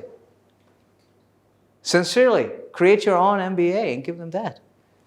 I would like to award you the MBA of psychopathy because your ability to love people is very clear, which is lacks of an ability. Sounds familiar in our organizations? And hence, there are characteristics of dark triad people. Do they have the characteristics on top of that? We're not only talking about 3. Let's read them. From 1 to 12. 12 characteristics. Selfish, self-centered, egoistic. Don't they walk? It's my watch, you know. That's my car. the car keys on the table, right? Difficult people to deal with. Colleague, employee. I tell you what, can you replace me tomorrow? No, I don't. I have this so. Okay. And then you ask them again, how about next week? No, I have it. But if they need you, they're so sweet to you. Please, I have family issues. And you're, no problem. I'm here for you. Isn't that what is happening? Arrogant. Ooh, nose up. Is it because it's Dubai? What are you talking about? Everybody knows Hubby. No, it's not Dubai. It's just you guys. Dishonest. Whoa. Can you relate to what is happening? People surrounding you, dishonest. They tell you something and they do something. They apply for a job, but they don't. You just sat down with them, and they're the ones who. And you ask them for something, they will always tell you so and so. Dishonesty. Promotion. Right. I'm working for you. Yeah, I'm working for it. Promotion, no problem. And guess what? They're really truly working on it. Not to get it. Not to get it. And give them credit because they're really working on it. Yeah. Deceptive. Deception. Cruel. They're harsh. They don't care. If they say this to you, they don't care. Controlling to your life, to your work, to your environment. Couples controlling to each other. Why go that far? You want to go to a shopping mall, you're not going to let your wife. Your wife, your significant other want to go with a friend, you're not going to go there. Yeah. That's a controlling person. All right? Take it from the house, by the way. Whatever the person is in the house, it's the person. It's the same at the workplace. Even if they are your colleagues or whatever. You like it, you like it. You don't like it, this is reality based on science. I'm not bringing this out of my pocket. And they are unpredictable. Mood swing. Unpredictable. Today they are your friends. After a few minutes. Not the following day. They are not your friends.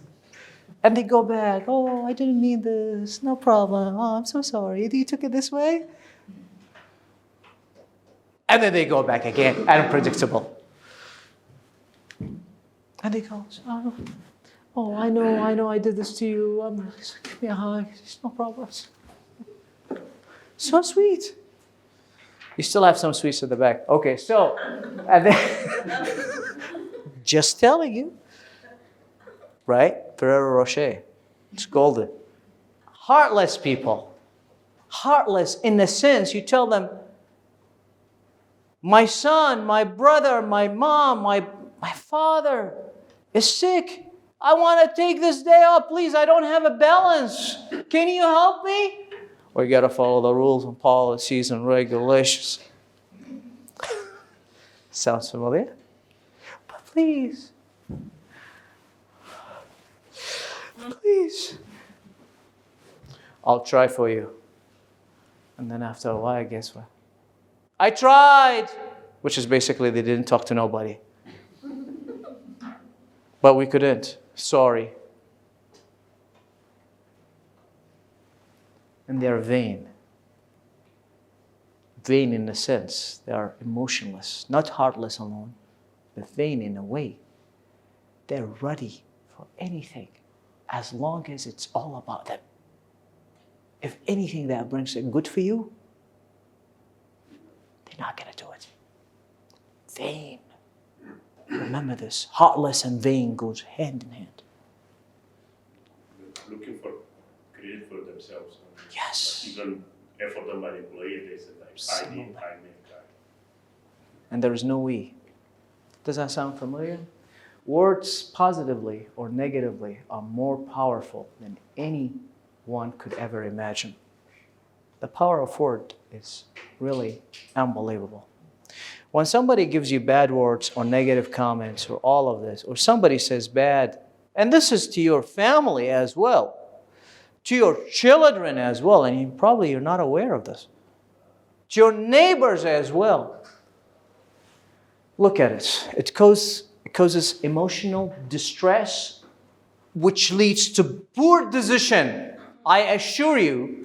And then you're going to create a defense mechanism. That's why when you say to a child something bad, they're going to make poor decisions at work, eventually at school, with their friends, and eventually they're going to be very defensive. Defensive guards up.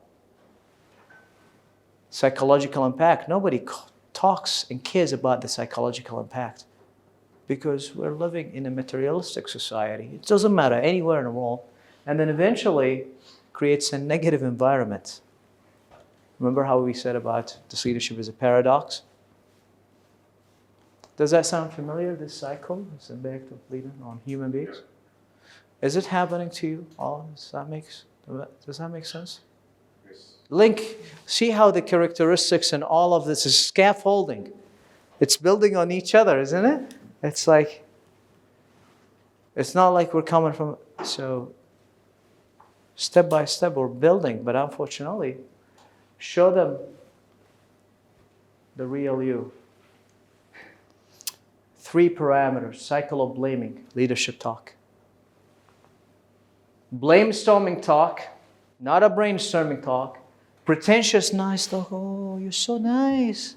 Oh, you look amazing. And demotivational talk. You know what? I realize in the morning you go to work.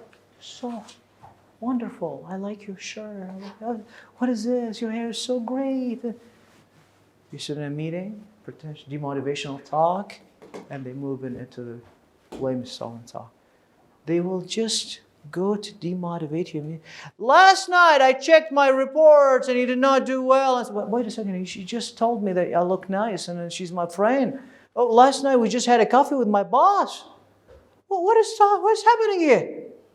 That's why, demotivational talk. And hence, we have to pay attention to the status quo. Those who stick to the status quo are in love with power and position. Remember the question, why the world is screwed?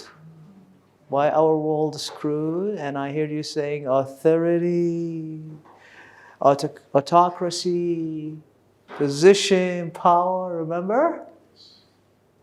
Does that resonate with you? What does that mean here?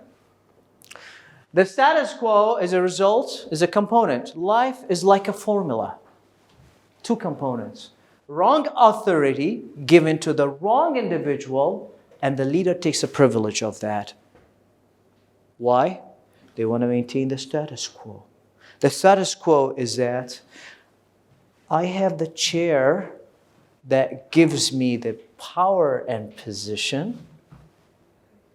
I'm getting a big fat check goes to my account. The authority is being given to the wrong individual. They abuse it and take advantage with permission of the top leaders or without permission of the top leaders, and it's creating a status quo. Sounds familiar? Yes. Your employees and the people around you like to be appreciated. How beautiful when we hear somebody telling us, you did an amazing job, you're an excellent employee, you did it great today, I value you. Does it cost something? Cost a lot to those people who are blaming leaders. And hence, they have the concept of 10 minutes rule. The 10 minutes rule, never underestimate it. And it is a 10 minutes rule. It's not above that 10 minutes because this is their capacity of impacting you. And it doesn't go beyond that and doesn't go less. The 10 minutes, it ranges between 1 to 10. Never, ever is going to go beyond that. What does that mean here? They come in today, early morning, they will give you a speech in a hallway or in a meeting, 10 minutes that will spoil your mood for the entire day and maybe the entire week. And they're very skilled in doing it at the very beginning of the week, which is Sunday used to be, nowadays Monday. And they're very skilled in delivering it to you towards the end of the day.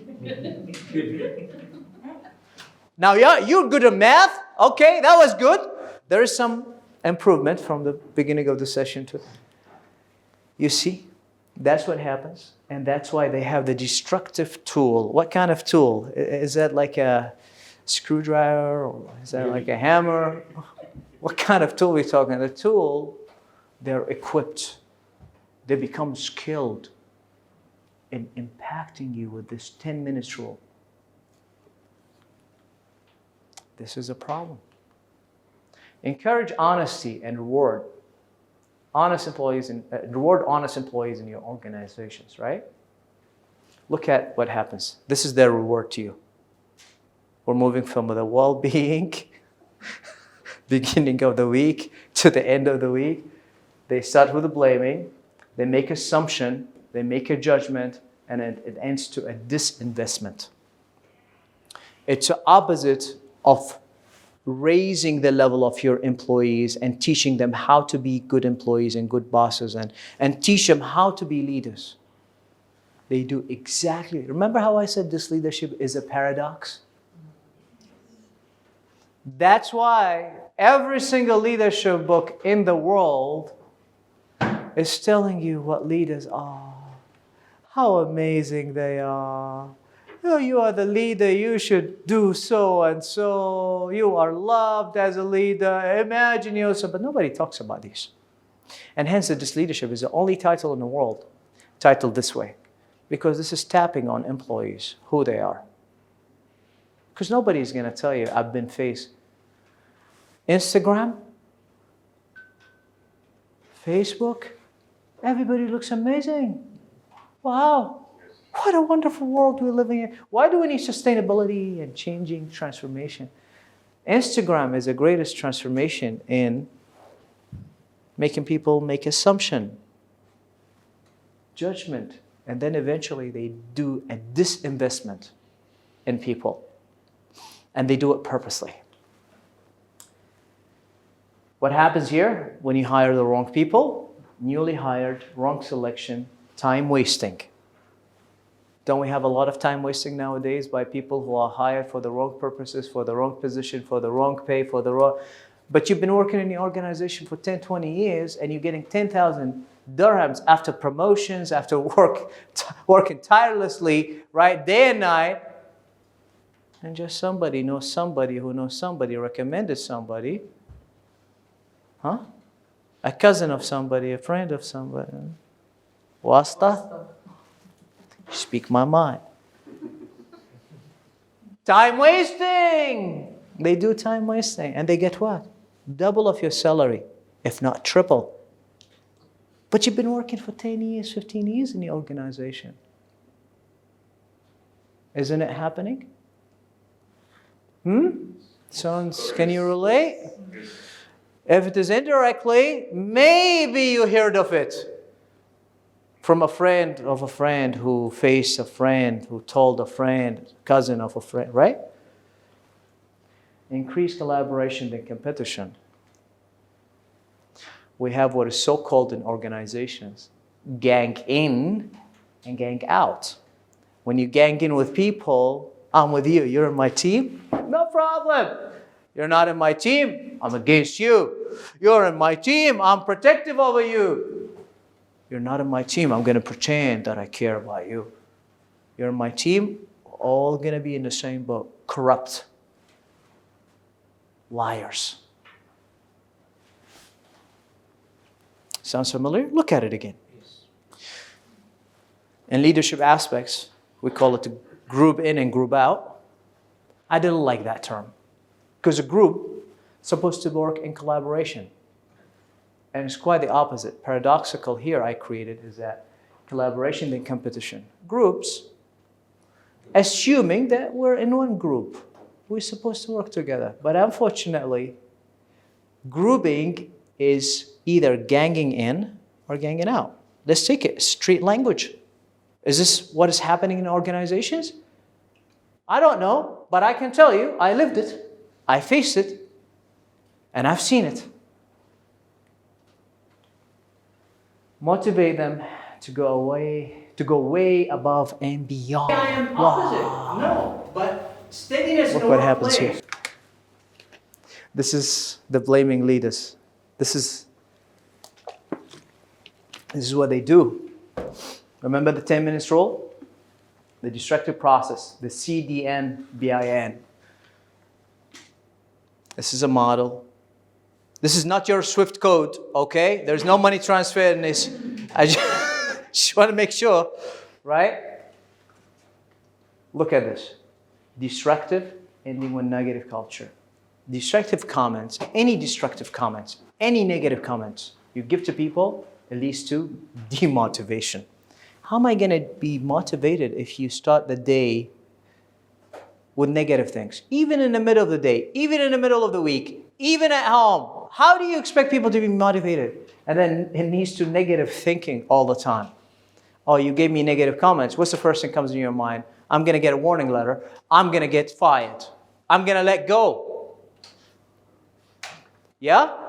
And then eventually block innovation and leads to impacting my behavior. Why do I have to be productive? Tell me. Give me one reason that I have to be productive if you demotivate me. But I didn't mean so. Which means what? Negative culture. Right? Eventually, we have what is so-called here, the destructive reciprocal model. Destruction, negative. Negative, destruction. Destruction, negative. Negative, destruction. And it doesn't end here. Build a culture in your organization that's built on trust, fairness, and honesty. Remember when I asked you about what kind of leader you are? And I said, honesty, trust, and so on, so on, so on, so on, so. The fallout leader, the DDD, not Dubai Design District, okay? DDD, okay? So every time you pass there, remember, it's a disleadership. What does that mean? Dishonesty, deception, and delusion. And delusion what? I'm going to allure you into my world of negativity and make you believe that you're my team. And I'm going to promote you. I'm going to give you a raise. And you're going to live up in the sky, on the clouds. And you're planning your trip to Switzerland and Thailand and Honolulu and all, right? Delusion. Very skilled. Very skilled. Sounds familiar? No? You never gone through? Okay. All right. Stay tuned. And that's why we have what's so-called the authentic versus the synthetic. The authentic is that focus on people, structure, and organization. They're real. PSO model. The synthetic, it is still focusing on that. 3 components. People, structure, and organization. What separates the two is this model. Authentic, they are honest, they are real, they are natural. They will tell you as it is. Hence, children, they're always authentic. You dress something nice, the child will tell you, this color is good on you, this color is not good on you. How beautiful is that? They're honest.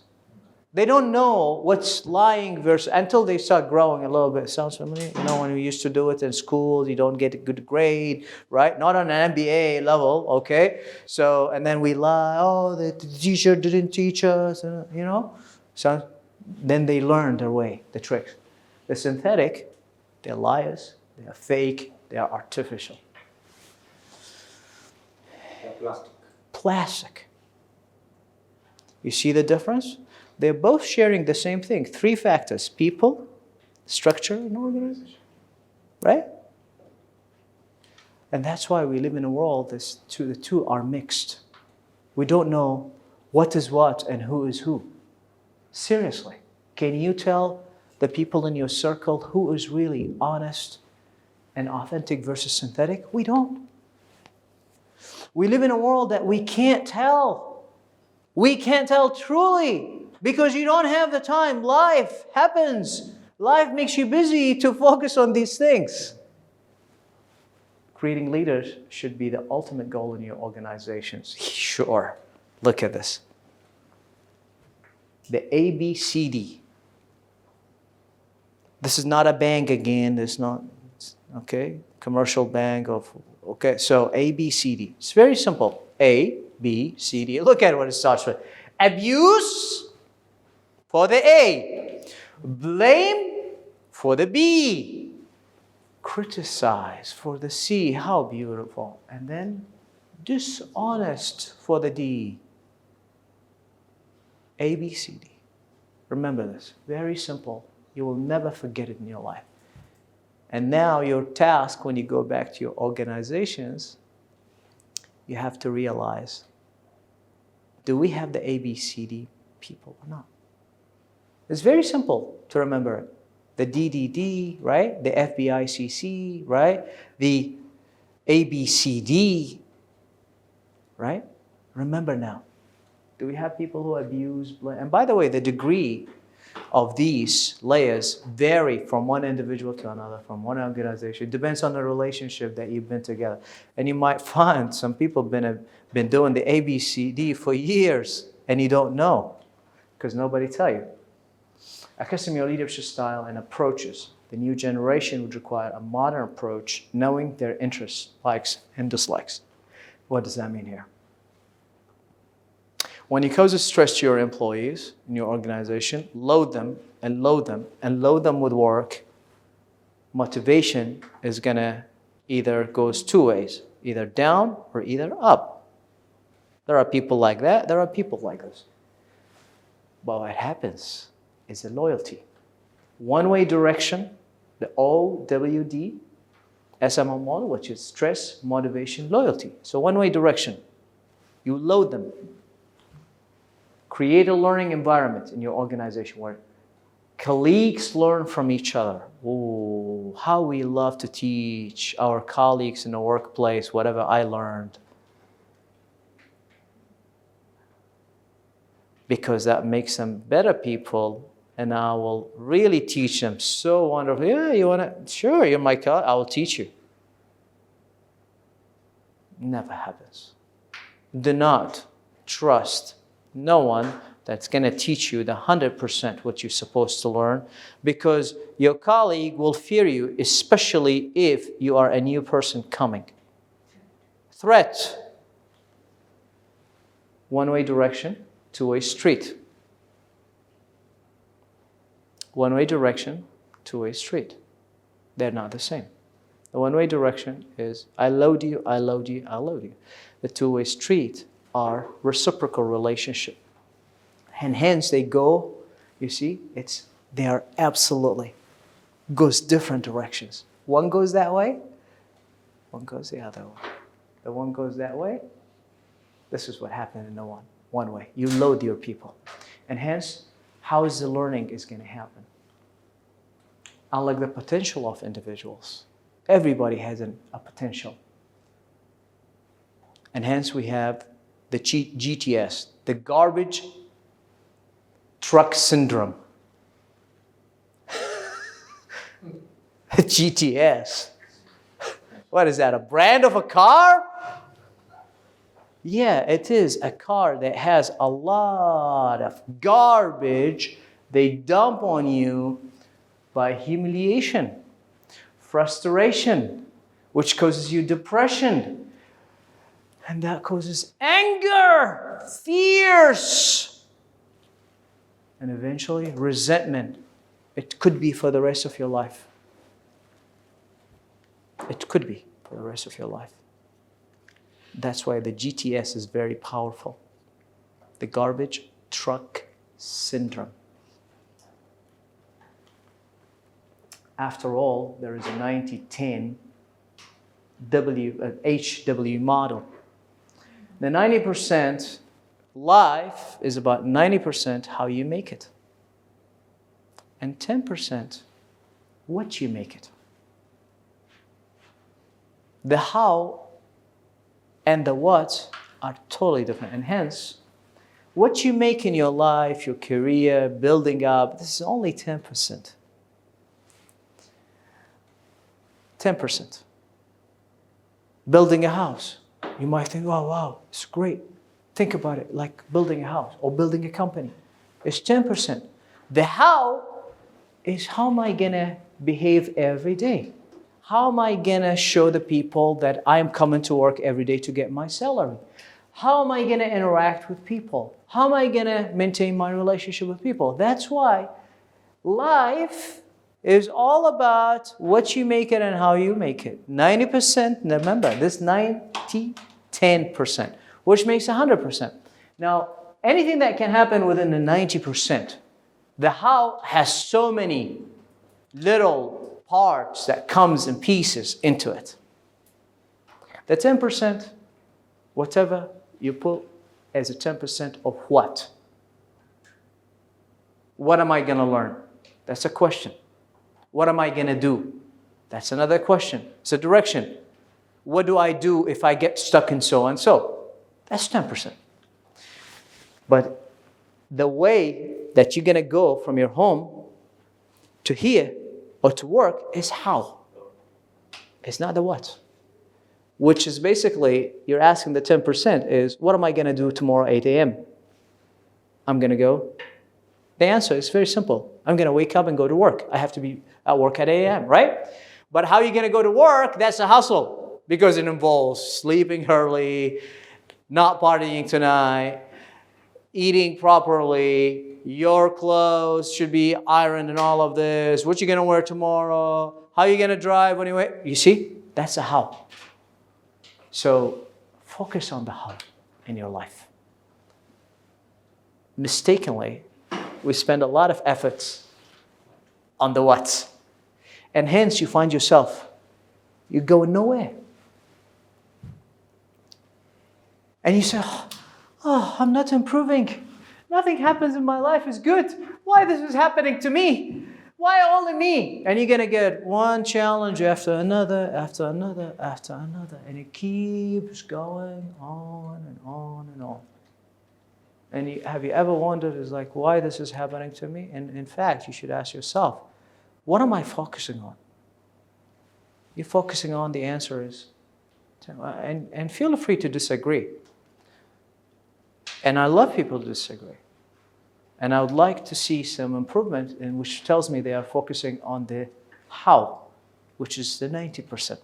In fact, all of us, we get carried on in life to the point we can't focus on the how. Even today, you say, oh, this is a wake-up moment for me. Thank you. Oh, that's great. I guarantee you it's not going to last 24 hours. This is our nature. Whatever we learn, we forget it. It needs practice.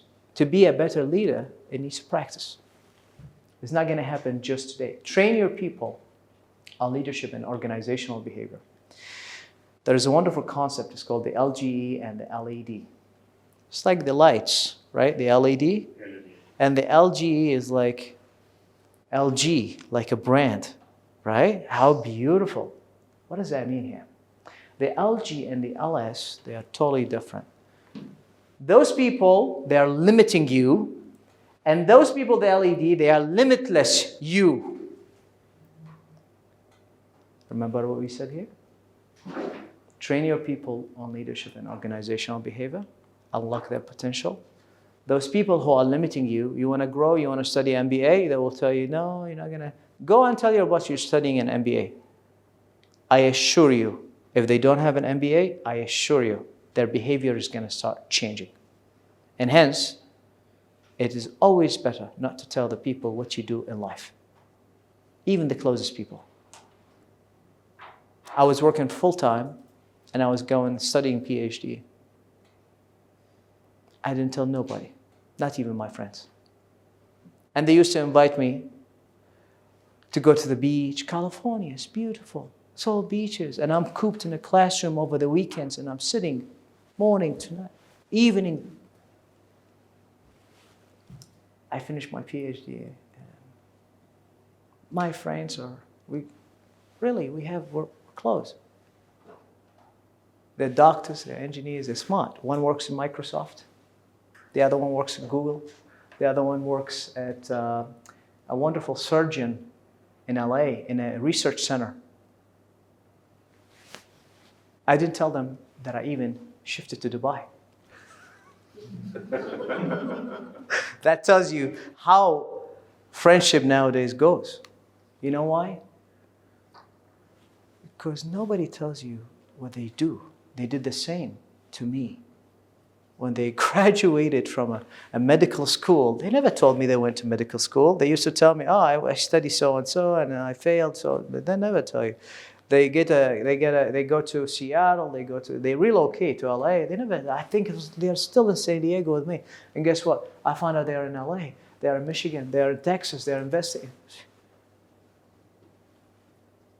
Because you treat them with honesty, you don't see the same. And hence, why would you tell them? And what happens, the LG people, they try to limit you. So your boss knows that you're studying MBA. Watch their behavior. And it's good that you don't tell them. Just last night, I met my best friend here in Dubai. And, your boss? No, my friend. Hopefully not your boss. Okay. My boss is not my friend. Yes. Good. I like this guy. Now it's a wake-up moment. Yes. So actually, we have a WhatsApp group. Mm-hmm. You know, for all our colleagues, we used to work together in one company. Right. Like, now, we joined different companies. So you can update and stuff, stay in This touch. group so that we can all be together. And, Okay. So last night when I met him, and actually, he was telling people, some stuff in his life, what he doing here in Dubai, and and people in the group from all over the world. We have people in US, we have people in Europe, because all of us we used to work together in this international company, and and actually all the same nationality, so from my home, colleagues. So I told him that don't think what you are telling people that people are not doing. So I told him don't tell people what you are. Don't think that people, when they are not telling you, that they are doing nothing. No, it's not like that. Exactly. This is why I fully agree with you on, and this is it's a principle in my life. And you talked about it just yesterday, last night. Yes. And now, for example, like now I'm doing MBA. Actually, I don't want to tell you like how many people they know I'm doing an MBA. Exactly.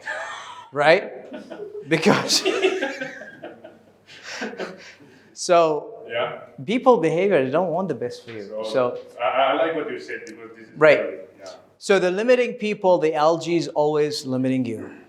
The LS people always limitless you. They want the best for you. They will improve you. Because you know what I like about the American system is that my bosses always wanted me to be better than them. My professors, more specifically, wanted me to be better than them.